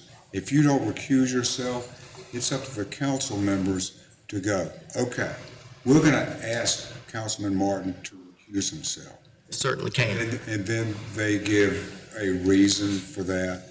And that's subject to the court system. Each individual council member is required to give a reason, not just say, it can't be a blanketed statement of, it's a conflict because he's a landowner, it's a conflict because he's a developer or a builder. The council members would have a discussion. Right. And you're allowed to And the point of it is the only council member that had a discussion the last time was Councilmember Coates, but he had a blanketed statement of, just like he did a while ago, that I'm a landowner and a property owner, and it's a conflict. You're allowed to end that discussion. In other words, they're talking about you. So That's right. You're allowed to defend yourself, but the litmus test really is if it's reasonable that you could have, that it could affect your pocketbook. It doesn't mean it does. It doesn't mean that it absolutely does. That's correct. Reasonable that it could affect your pocketbook. So it's reasonable to presume what I may invest in the future. I'm just asking, is it reasonable to presume, as legal advice to this city council, is it legal, is it reasonable to presume of what I may purchase or be involved in the future? I can't answer that. I mean, you're asking. If you can't answer it, who can? Because you're our attorney. You're asking me to be judge or jury. Each case has its own idiosyncrasies, Councilman Martin, and I don't know I'm not well versed on what you own or what you're doing. I have no idea. I don't follow your. Well, hold on a minute. I want to don't know what you respond. do. I want to respond since he asked for one. So last meeting, you set up here because you refused to recuse yourself based on your counsel, whoever it was you spoke to. So when I made the objection, I went in and I did my, whatever you want to call it, discussion, where you sat there and you said it multiple times, you're talking about your Park Place development, that you and your group purchased that for $1.2 million to develop it. And you said here in the last meeting that you had nothing to gain in your development. Now, I'm not the smartest man on this earth, but if you're in your group are in debt $1.2 million and you have to develop that to get your money back, how are you not going to gain anything? You're going to sell these properties, you're going to gain that monetary value and divide it up with whoever your partners are, you're going to gain. And my problem is when you don't like the policies that we have, because you have sat here and spoken numerous times because it takes money out of your pocket, how is that not a conflict? So that's a rhetorical, that statement doesn't make sense because each council member here knows that we sit down and crunch the math on the property evaluation of trying to sell a $350,000 home. Let's use Park Place specific. So Park Place has 62 home sites in it. And I brought this up way before I ever bought Park Place, way before I was ever involved in Park Place, when the community was asking people to finish it. Every housing development that came here, everybody said, why isn't anyone finishing Park Place? Why are we going to start other projects? Why can't we get things in? I fundamentally explained to the people that the requirements for curb and gutter adds about $1.5 million cost. It's not a matter of making money, it's a matter of losing money. When you had the individual speakers who came here and spoke multiple times, the Fords, the other gentleman who we satellite annexed off of Salem Church Road, who said that I cannot do this development if you make me put curb and gutter in. It's not a matter of making money, it's a matter of it puts me more money in the project to where he might as well and anyone else should make a donation to the city and just move on with their property. So the cost to purchase Park Place, the cost to put the infrastructure in, the cost to pave the roads and do all the things, and the cost to put curb and gutter in, puts you at about a $5.5 million evaluation. And when you divide that up to, it's either 58 or 62 lots, it puts you at roughly $80,000 a lot. You want to build a home that sells for $350,000. We're just going to do a few little simple math so we don't have to get into the weeds here. The other thing that you have is a 6% realtor's fee that you lose off of $350,000, right? So for simple math, let's just call that $21,000. So you're at a $101,000 evaluation on a lot that you're going to sell a house for $350,000. That house to build cost about $275,000 per unit. That puts you at $375,000 in the house. So where is the taking the money out or loss of profit? There is no profit. And that is fundamentally why no one and no developer has built here.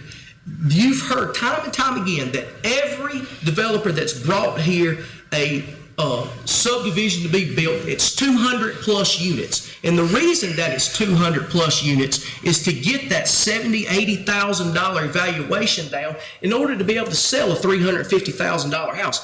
That is what I have said. And for those particular reasons, that's why no developer has came here and offered any single-family residence subdivisions that would have a half-acre lot. You're misconstruing to the public and to the people what I said and where those numbers come from. It's simple math that anyone can do, but you and the rest of the council has refused to listen to the speakers and the people and the investors that come here. Instead, we will go online and make derogatory or statements that lead that I paid these individual peoples to come here. It's simple math, period. It is. And you say you don't have anything to gain off of it. That's my point. So you're saying, but every developer is afforded the same right. So what you're saying is you expect someone to work in this community for free. That principle would apply for everybody. Ladies and gentlemen, we don't want to develop here because we're not here for profit. You know, hopefully Bill Gates or Elon will come in here and do some philanthropy work and they will start to donate and give us a tax base. Well, I agree that I think that as far as saying that someone has a conflict of interest, it has to be a specific item on a specific day. It can't be a blanket. It's fine. I specifically asked about the clear cutting policy the last time when they tried to say that it was a conflict, if you go back and recall, and I tried to make it a point, okay? And then, as we discussed the clear cutting policy, we didn't have an issue. It wasn't a conflict. I specifically asked us, well, does anyone see this policy a conflict? At this date and time, when I raise these concerns, now it becomes a conflict. Here's what the city needs to do. Pass this policy. Pass it. And allow us to have someone seek civil litigation from us. Let us get sued. And let's run all developers and investors out of here, because that's fundamentally what we are doing. Period. I've got a motion and second on the table. The original was to table it, correct? Yeah. I go with it. I mean, as far as, Councilwoman Stovall, as far as conflict of interest, again, there's no cut and dried yes or no. I mean, it's a matter of taking a lot of information, which I don't know that it's been available,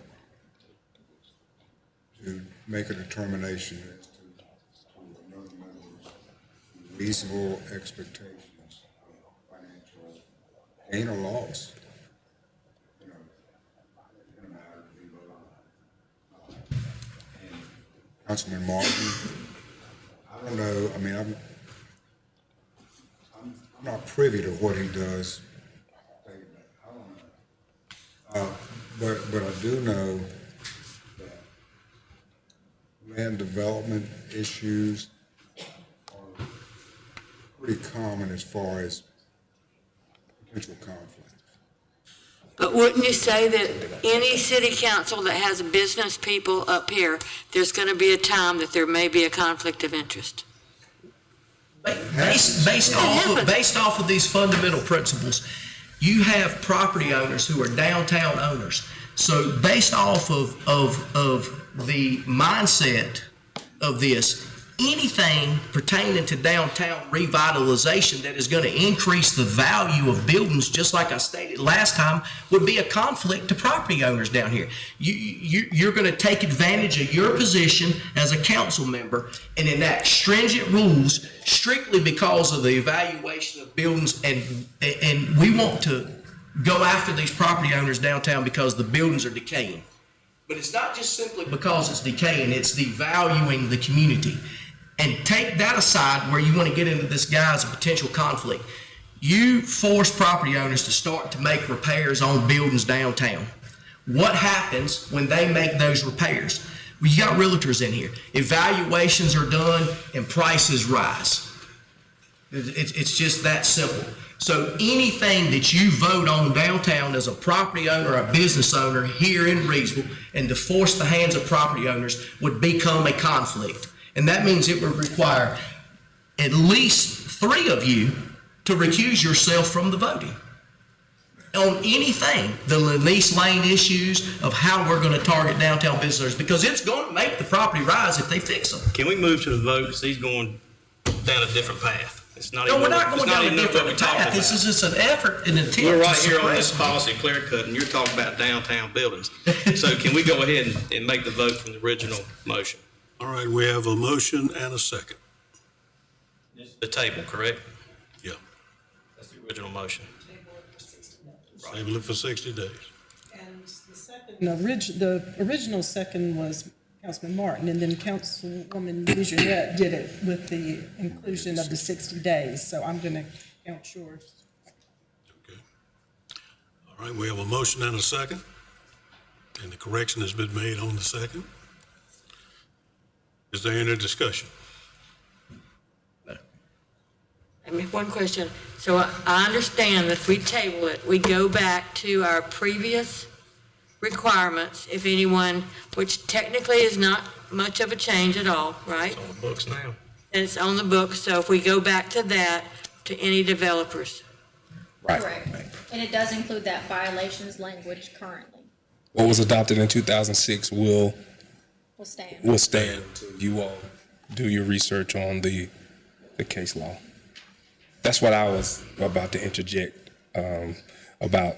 I was going to ask that it will put pressure on staff to kind of piecemeal this thing, and then if someone comes in, then we would know exactly how to operate. So if you're going to table it, please do that, and then that way you can research everything, and we'll just go under the current one that was adopted in 2006. And in All the the event, questions answered.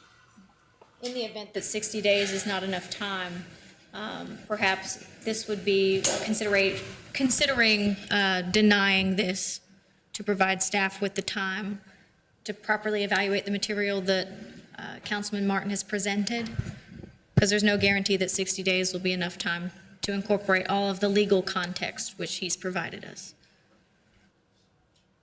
And it's the same outcome. We continue to operate under what's existing, whether you table it or deny it tonight. All right, we have a motion and a second. All those in favor, raise your right hand. Anyone opposed?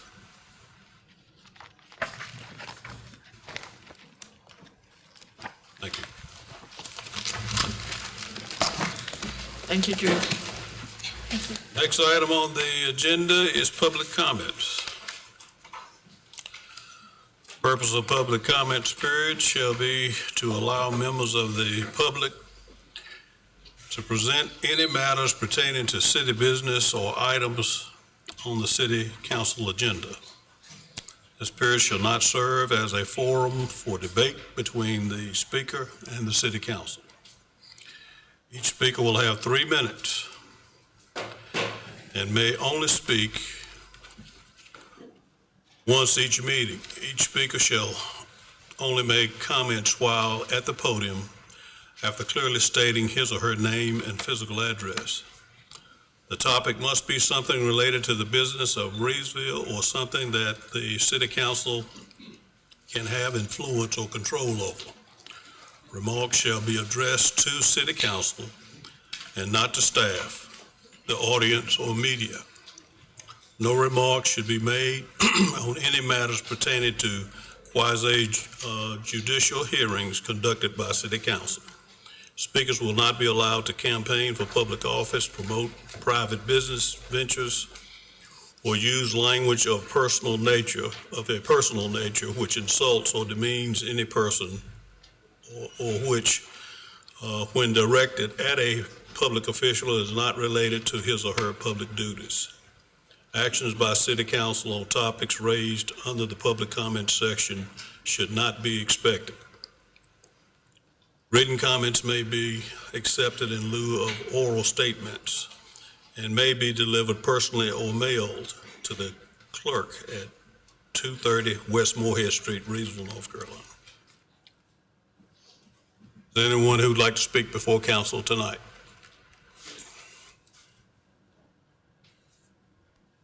Yes, sir. Somebody was behind you first, though.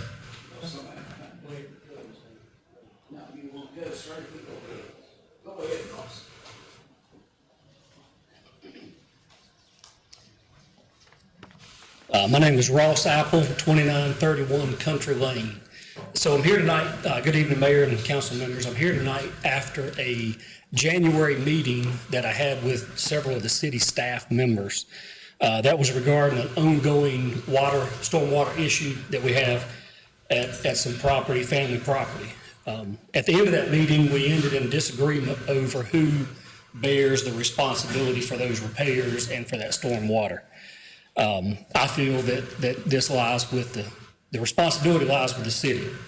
And I say that based off of what was offered in that meeting was that the city offered to partner with us on the cost of those repairs. And I believe they offered to partner with us because they know that they're responsible for those repairs. I feel like that would open up the city to partner with other people on a lot of other issues as well. I feel like as a resident that my responsibility in that partnership ends when I pay taxes. Those taxes are meant to fund the infrastructure, excuse me, and the repairs for those stormwater. If the city believes that they need a partner, I would encourage the city to reach out to Senator Berger and the state. There was a recent interview with the town of Madison where they had a very similar issue where they acknowledged that they are responsible for storm water. And Senator Berger and the state were able to provide them with funding to help those repairs. So I would appreciate that the council would consider the city's responsibility on fixing this issue for us. Any questions? Can I ask what was the estimate to make these repairs? We have not got an estimate on that. It's, there was pictures that I brought up here in the fall showing the damage to the foundation of one of the buildings. And we haven't dug up under the foundation to see, how extensive the damage is. I just have a question. Has staff, since the meeting you had in January, was it middle part of January? Yeah. First part? It was Wednesday, it was the Wednesday right after that. Since the meeting, has any staff, I don't know who was present in the meeting, looked into it to see or found out anything what the legalities of it are? Is it city responsibility? Is there have to be a partnership, or is it the property owner? That'd be my question. If anybody, any staff knows, I don't know. Well, the simple answer is that our code of ordinances addresses stormwater, and it's very clear that when the city works on private properties through the easement process, there is no easement at that property. So the ordinance is pretty simple, and I have copies of it if you all want our ordinance. But ordinances don't supersede statutory responsibilities or statutory obligations.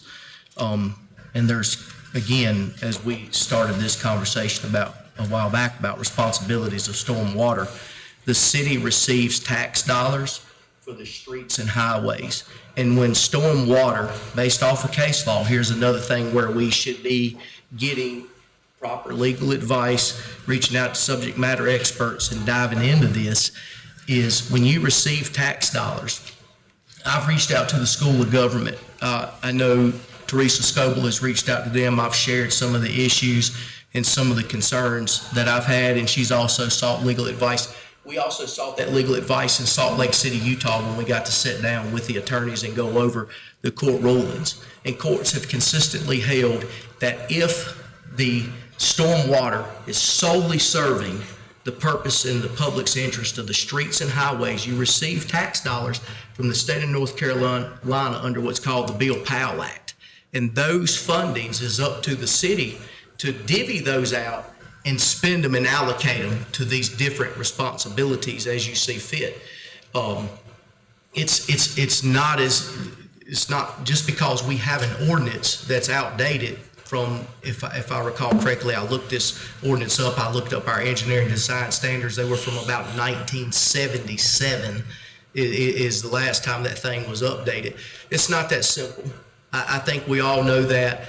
I think the attorneys know that it's not a cut and dry situation with the stormwater, and it's also in how you give that wording to seek that legal advice. When you loop in its own private property, you're throwing that confusion in, when the fact of the matter is that pipe would not be crossing private property if it was not serving the public's interest of the streets and the highways.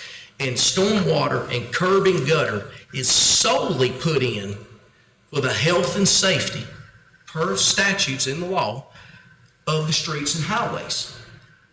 So when we have all these stormwater issues that continue to take place across here, we cannot continue to kick the can down the road and say it's on private property, because actually, if you don't have an easement, by law, you're required to get an easement now for that infrastructure that is passing there. So if we're not in compliance because we weren't up to date with the law in 1970 or 1960, the courts don't allow you to continue to violate that law.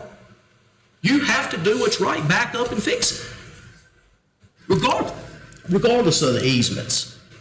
And there are, we as a community, just like Madison, as he stated, recognized, receive tax dollars for those repairs. If you cut the pipe off to the curb and gutter on the streets and the storm water, you have no stormwater management, as we see that, because where these pipes have failed, based off of what he showed, we're flooding the streets and also flooding private property. That is just a way to kick the can down the road and deny responsibility. And there again, we've opened ourselves up for civil litigation to be sued and responsible for attorney fees.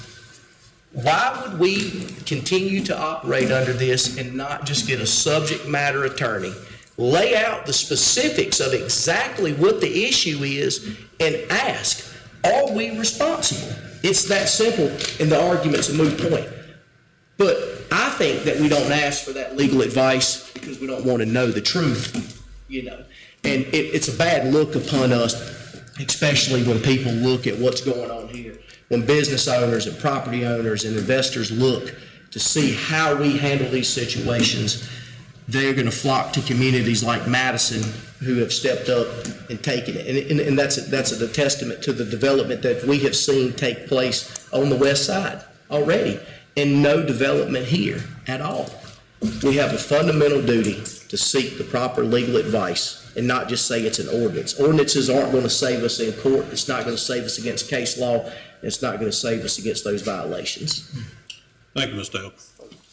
Chairman, you asked if anybody had looked at it, and this goes beyond our property. It's further up the pipe and further down the pipe that there's issues, so it's not just me. Thank you, sir. Thank you. Mr. Hinkle?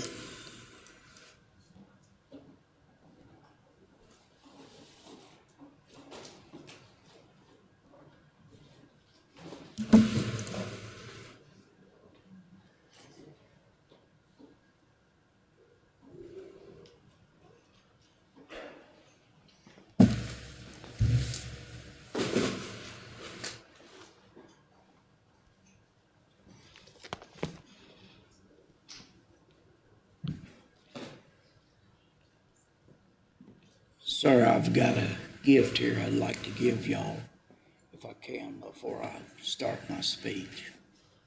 If that's permissible. Yeah. Okay, sir. Yes, sir.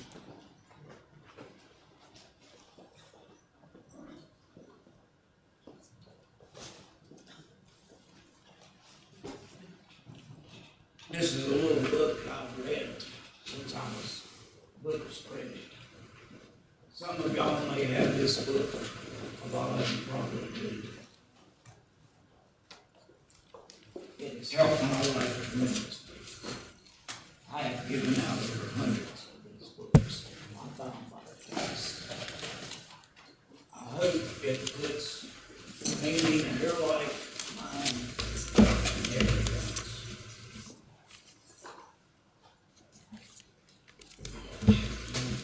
Anybody else need to give one? I'm giving it now, Councilman Coates. You don't need to know these. I got Graham, is he here? He's got I it. got one for him. You got one for me, Yes, sir? sir, I do. Thank you very much.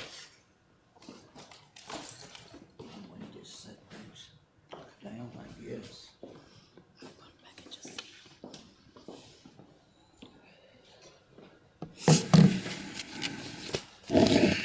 I had trouble with this, sir, trying to concise this speech into 3 minutes. Mr. Hinkle? Mr. Hinkle?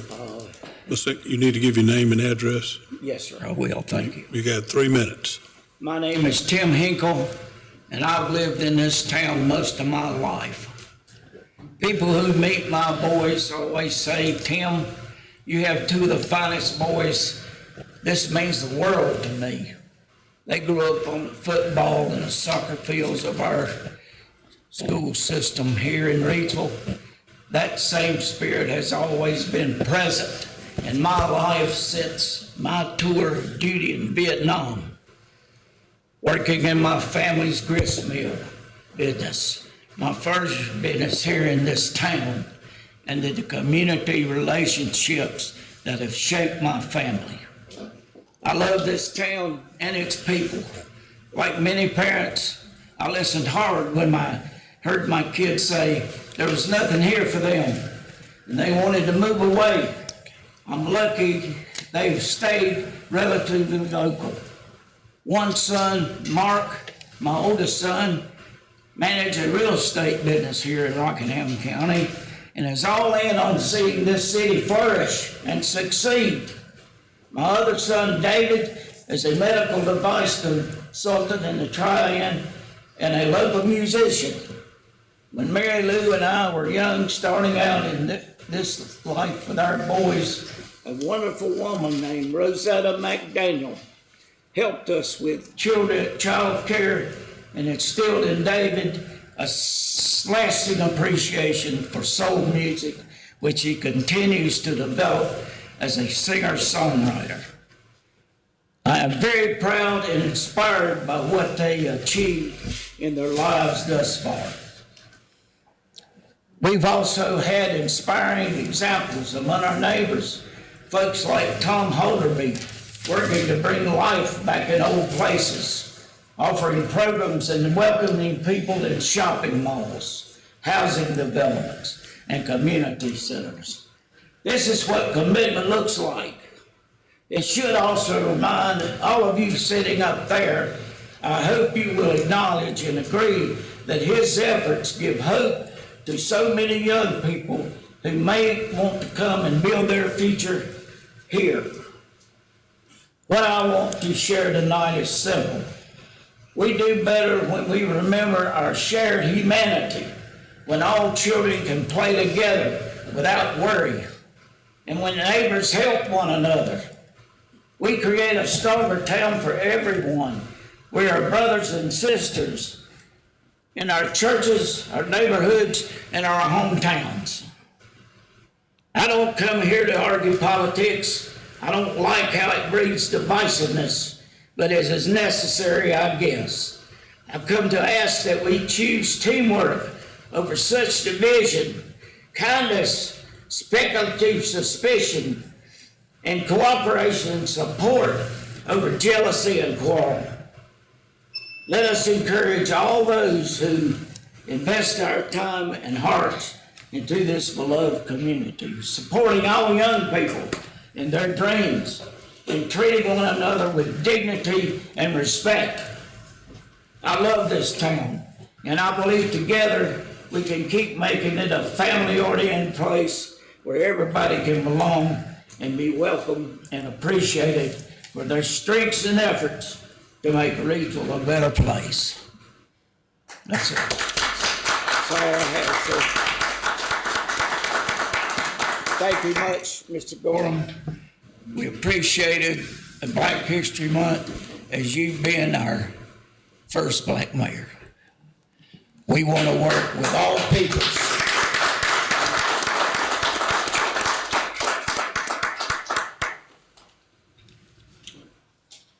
Anyone else who'd like to speak before council?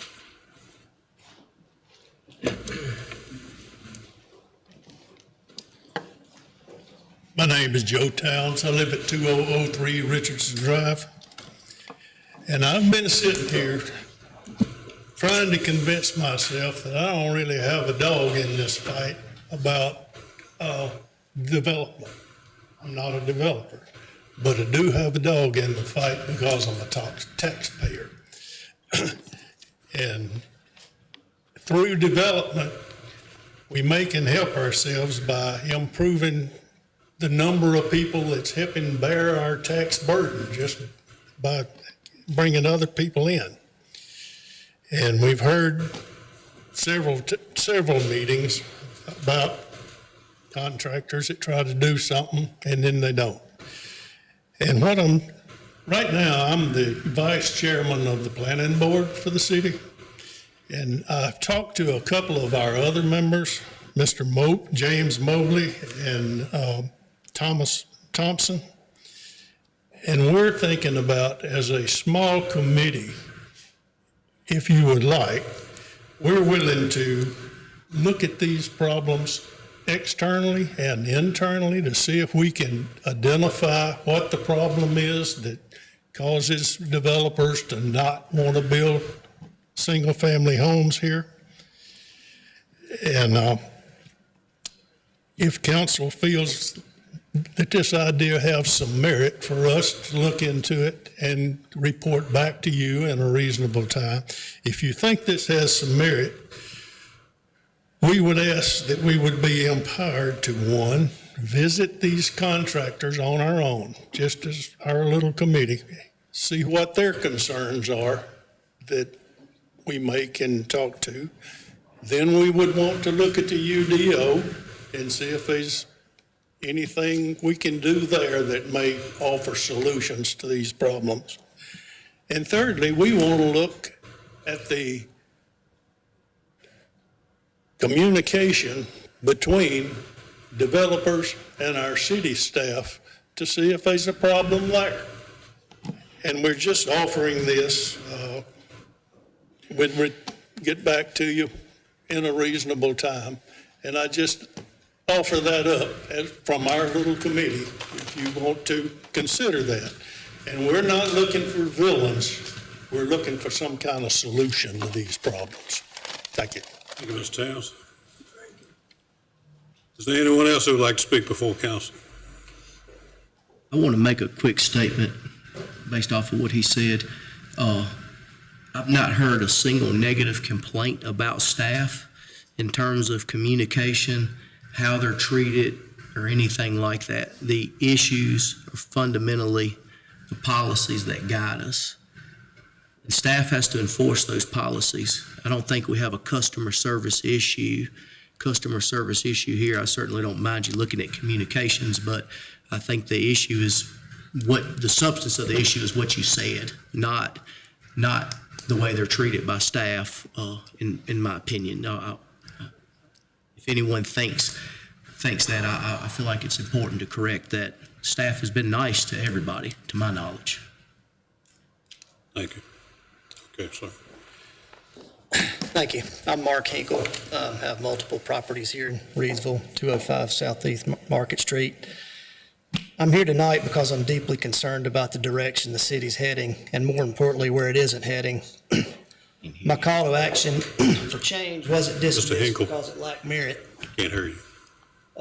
My call to action wasn't dismissed because it lacked merit. It was dismissed because it challenged the status quo.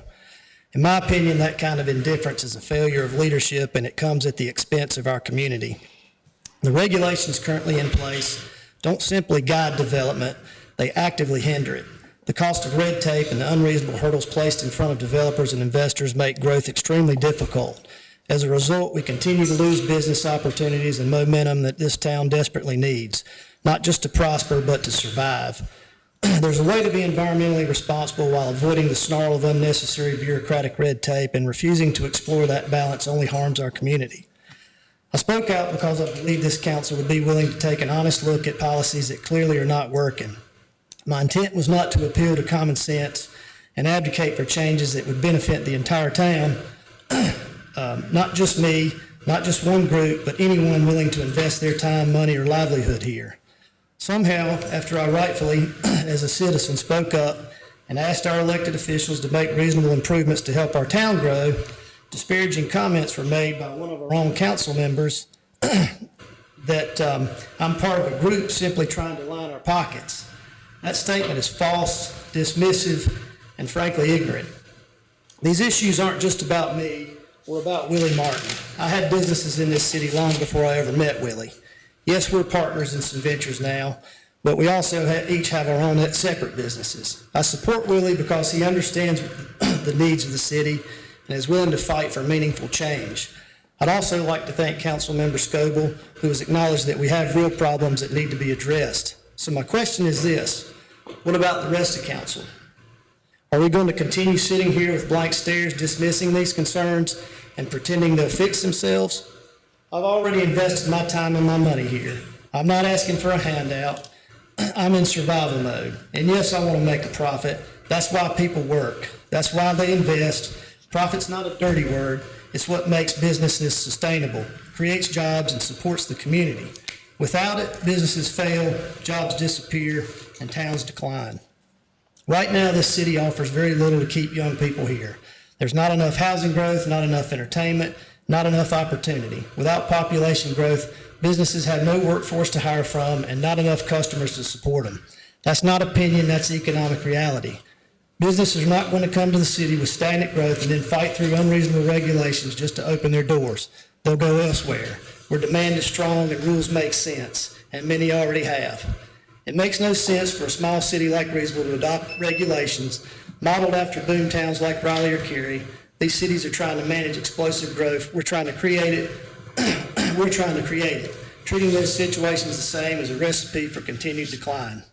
If we don't make meaningful changes, real efforts to remove barriers of growth, and continue pushing investors and businesses away, then we shouldn't be surprised when nothing changes or when things get worse. So the question before council simply is, do you want growth, or do you want to keep doing what hasn't worked? Because if nothing changes, neither will Reidsville's future. Thank you, Mr. Hinkle. Thank you, sir. Is there anyone else who would like to speak before council?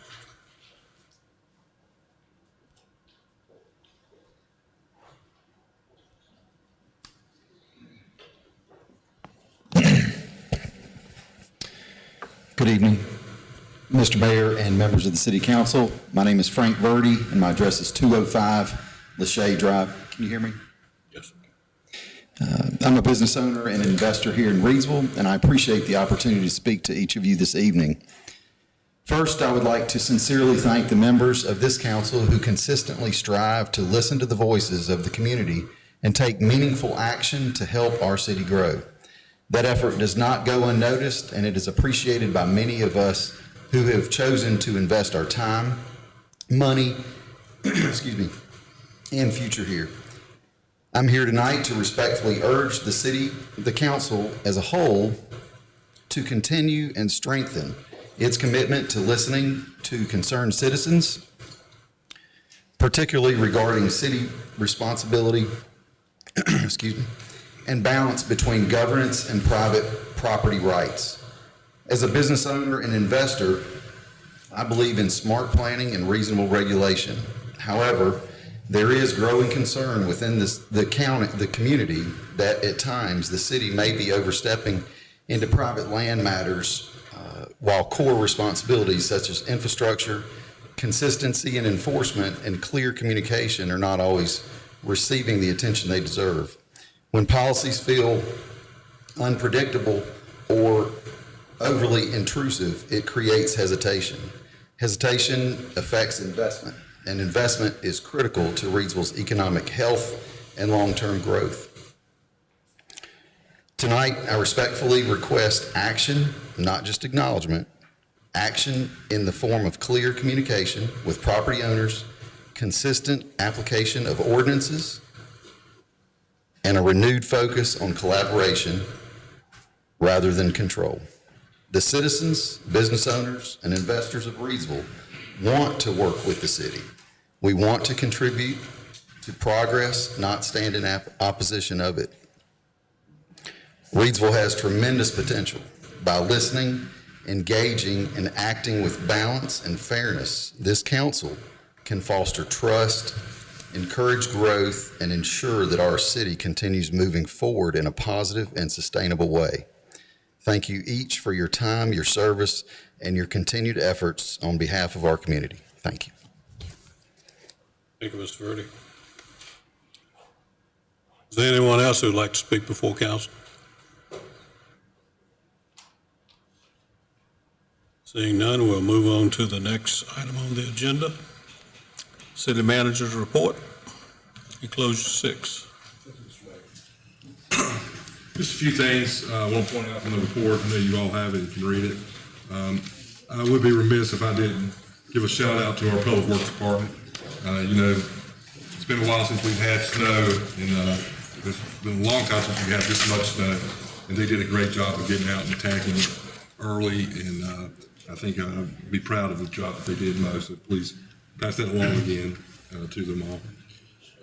There's some project updates in the report.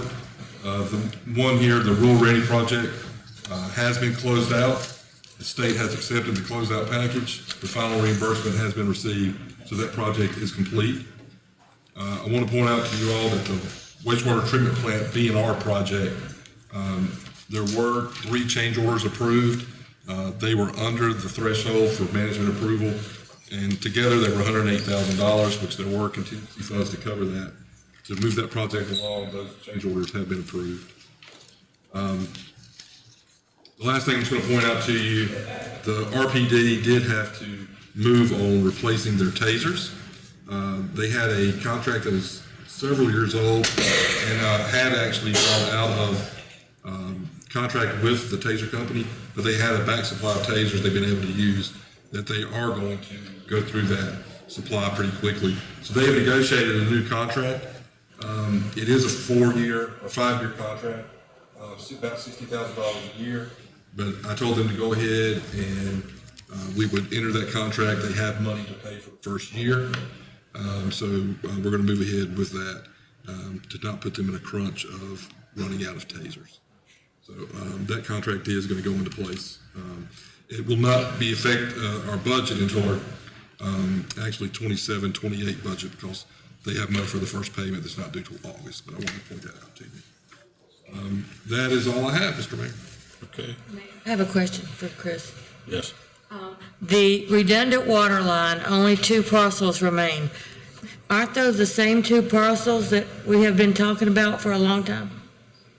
They are the same 2 parcels. It's not an easy process to get the right-of-way acquisition. So, but there's only 2 left. So once they're done, we can bid that project out. Do we have any idea about when? Well, neither one of those are individuals. Okay. So we're dealing with a corporation and an institution. So it's not the same as an individual. But, you know, we do have a consultant and he's working with them. So I think we will be moving forward pretty quickly. Great. Second question, for the UDO, for our retreat, Chad Meadows, will he be there for our retreat? Chad Meadows is going to be at the retreat. I do have an update on the UDO for the retreat. We are going to have the last 3 chapters that have not been presented yet will be presented that day. That is what we're going to be going over. So those 3 chapters you'll have. He will present them, answer any questions you have on them, and we're going to have a calendar of where we go from there. That's the last pieces of the UDO to be put together, and then we'll have a full version. And of course, we want everyone to have time to review the full version. Council and the planning board, because it will go to the planning board first. So we will present you a calendar at the retreat and a plan of how the UDO will move from that point. Thank you. Okay. Next item on the agenda is council members and chamber reports. If it's okay with you all, I'm going to let Diane go first.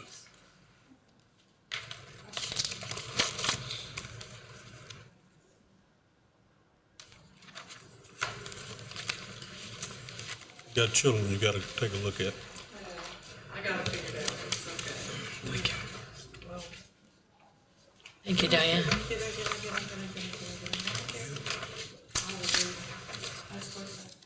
You can hand them, I'll pass them down. Too.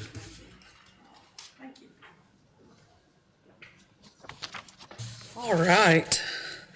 Thank you.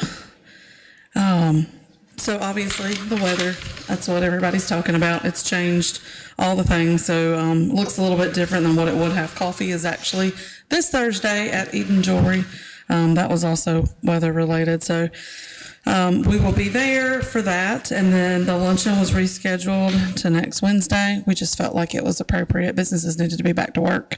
People were struggling with weather related issues. So we postponed it to next Wednesday. You're already all registered for those of you that are coming. So we are good to go, pending no more crazy weather issues. Reidsville Night with the Greensboro Swarm is coming up. That is on March 27th. It is live now.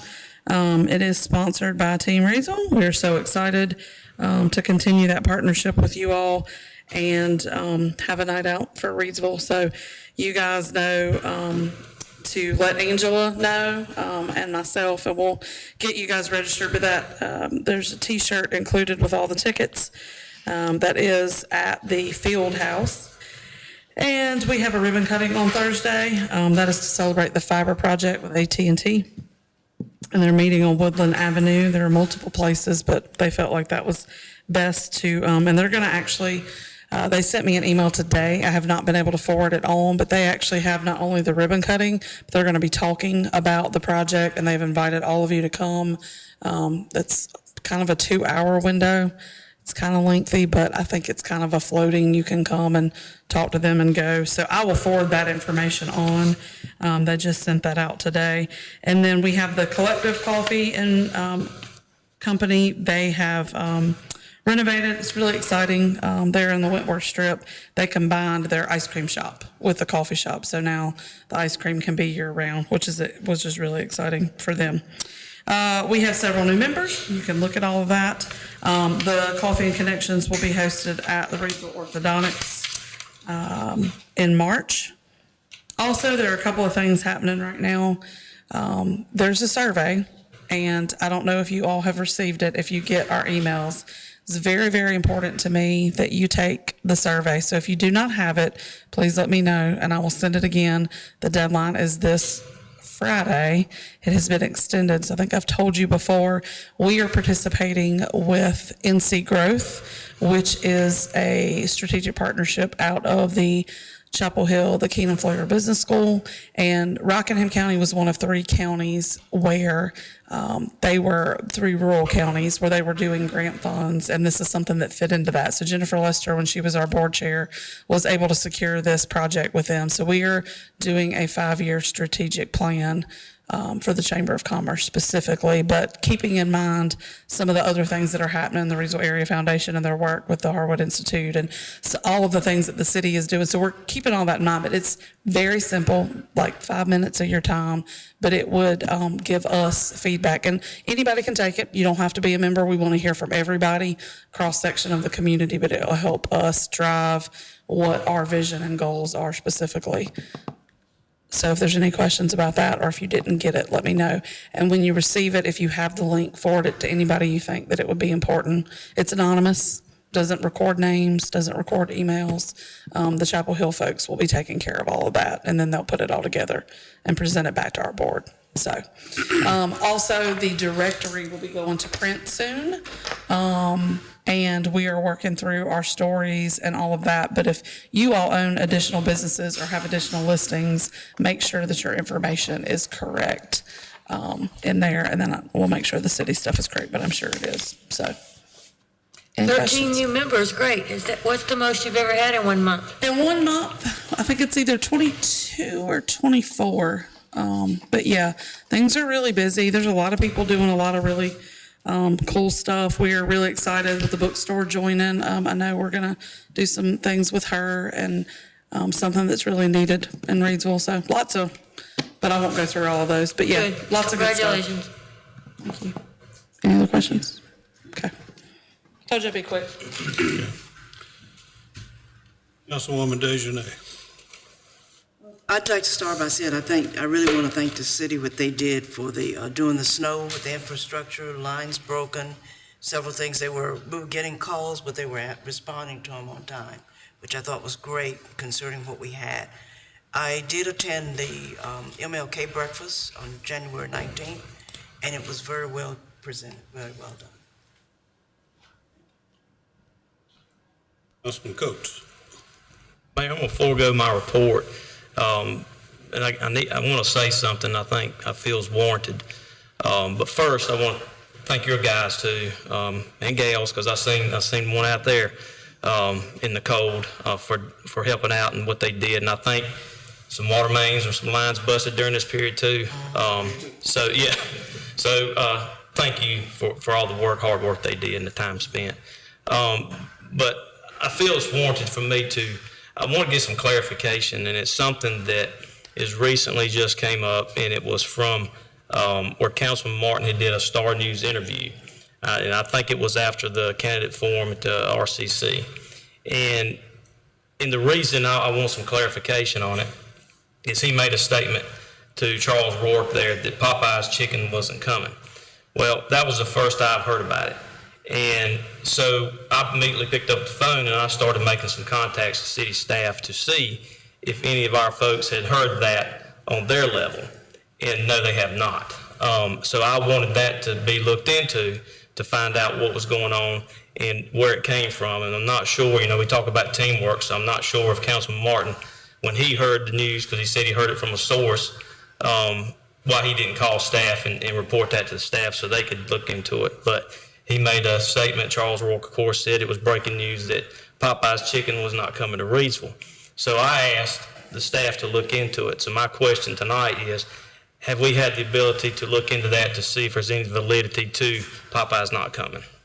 That's what I want to know. Well,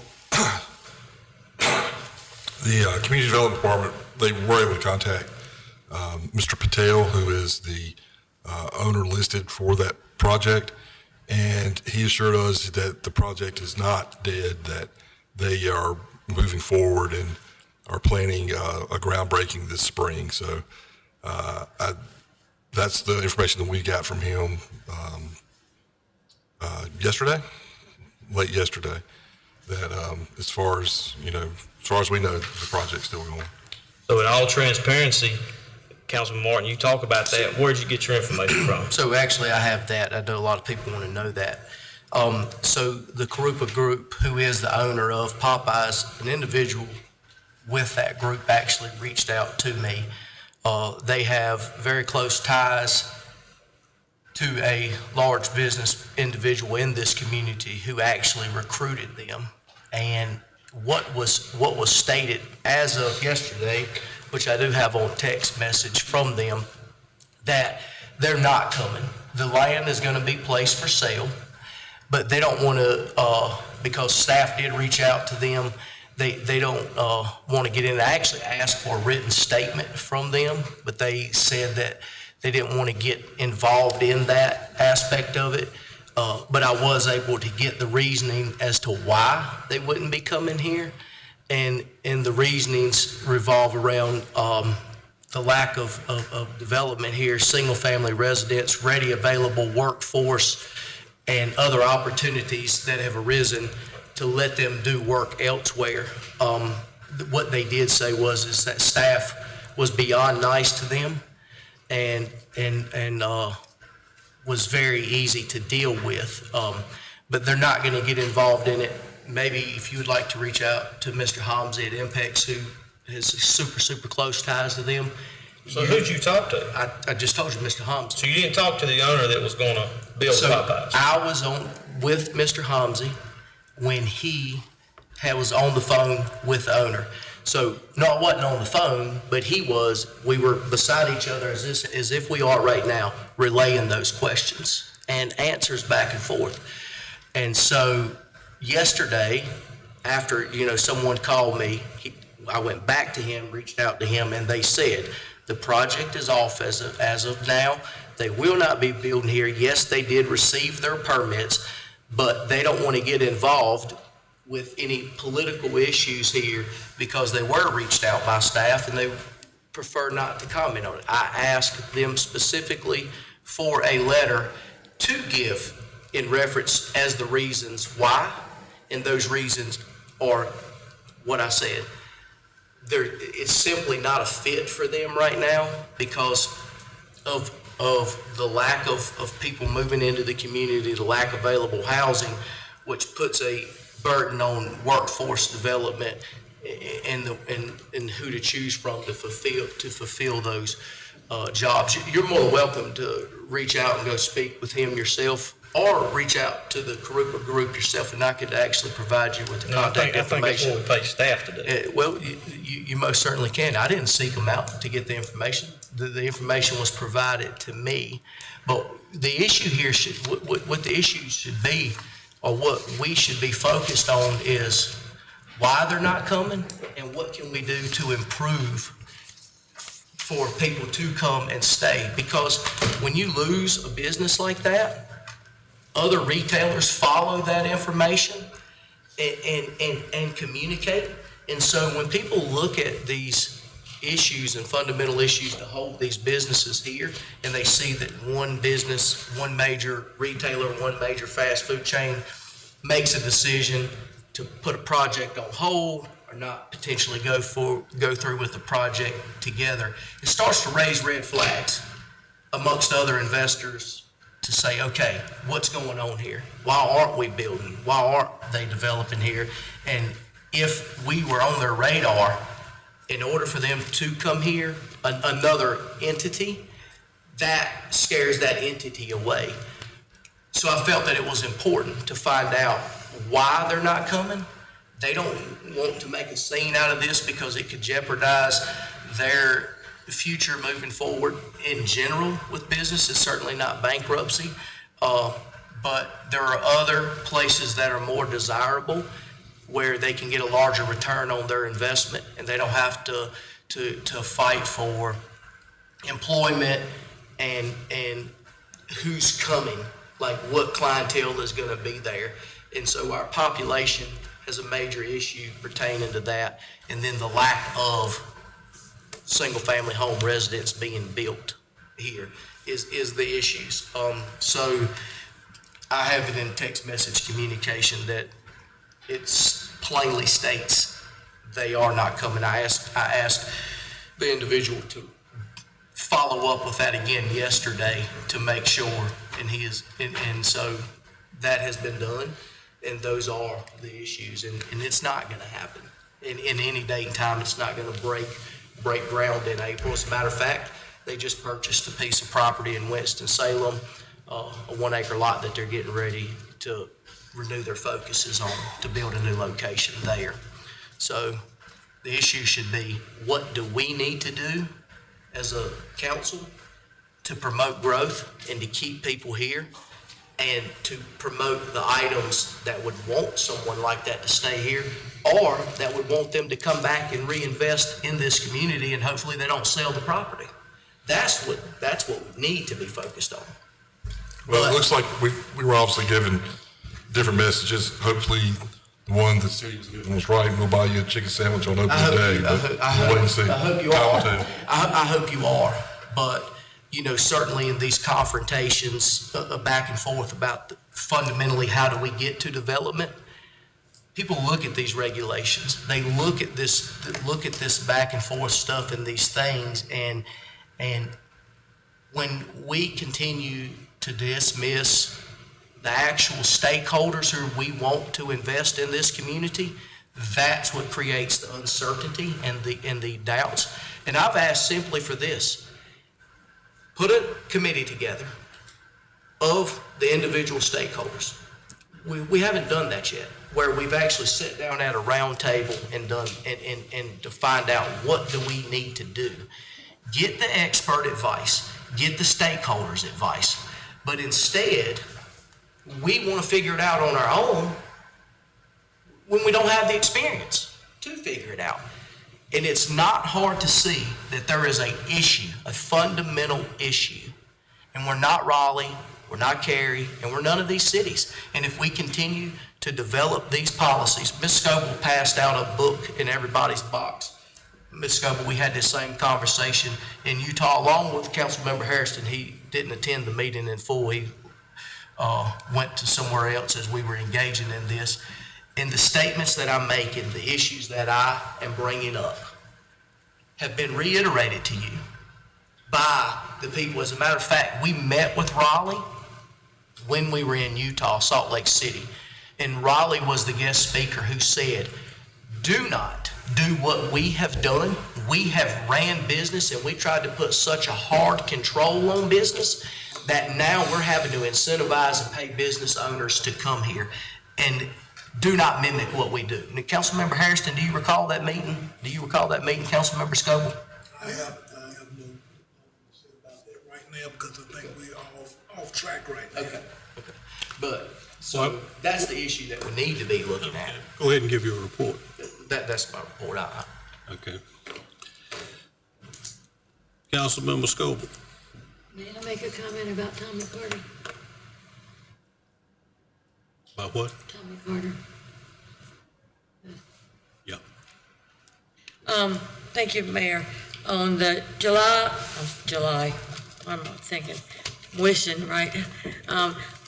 January the 19th, I did attend the MLK breakfast, which is always a event that I look forward to every year. It was great. January 22nd, I attended the ABC board meeting, and on January the 29th, I met with Florence Putman here in Reidsville regarding Tommy Carter, who is our oldest citizen in the city and in the county, and she just turned 107.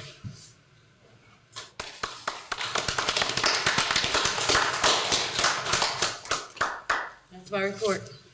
Okay. Councilmember Harrison. Just one, I attended the MLK Junior events, and they were grand as always. I'm going to forego the most of my report and echo what some council members have said in reference to Public Works Department. And I'm going to add to that the fire department and the police department. There were a couple of accidents that occurred during our snowstorms, and our fire department was there on time as usual, and our police department was also there and taking good reports. And everything that I've heard thus far from the citizenry has been positive about our city as a whole. Even when they made phone calls here to City Hall, they've gotten really good information and been very well informed. I would like to mention the fact that I attended the very first ribbon cutting of the year at Toro Tax on West Moorhead Street. It's a family-owned business. The Moscators own the business. And I'd also like to mention the fact that during the snow and ice, there was some sledding done over at the old Booker T. Washington High School. And yours truly went down the hill about 5 times. And I'm still feeling it. But I did enjoy myself. And my grandkids got a kick out of it. That's my report. Ladies and gentlemen, we've enjoyed having you here tonight. I'm going to ask for a motion to adjourn. Motion. Second. We have a motion and a second. Any discussion? Anybody want an hour or two extension? No discussion? All those in favor, raise your right hand. Thank you all very much for coming out tonight.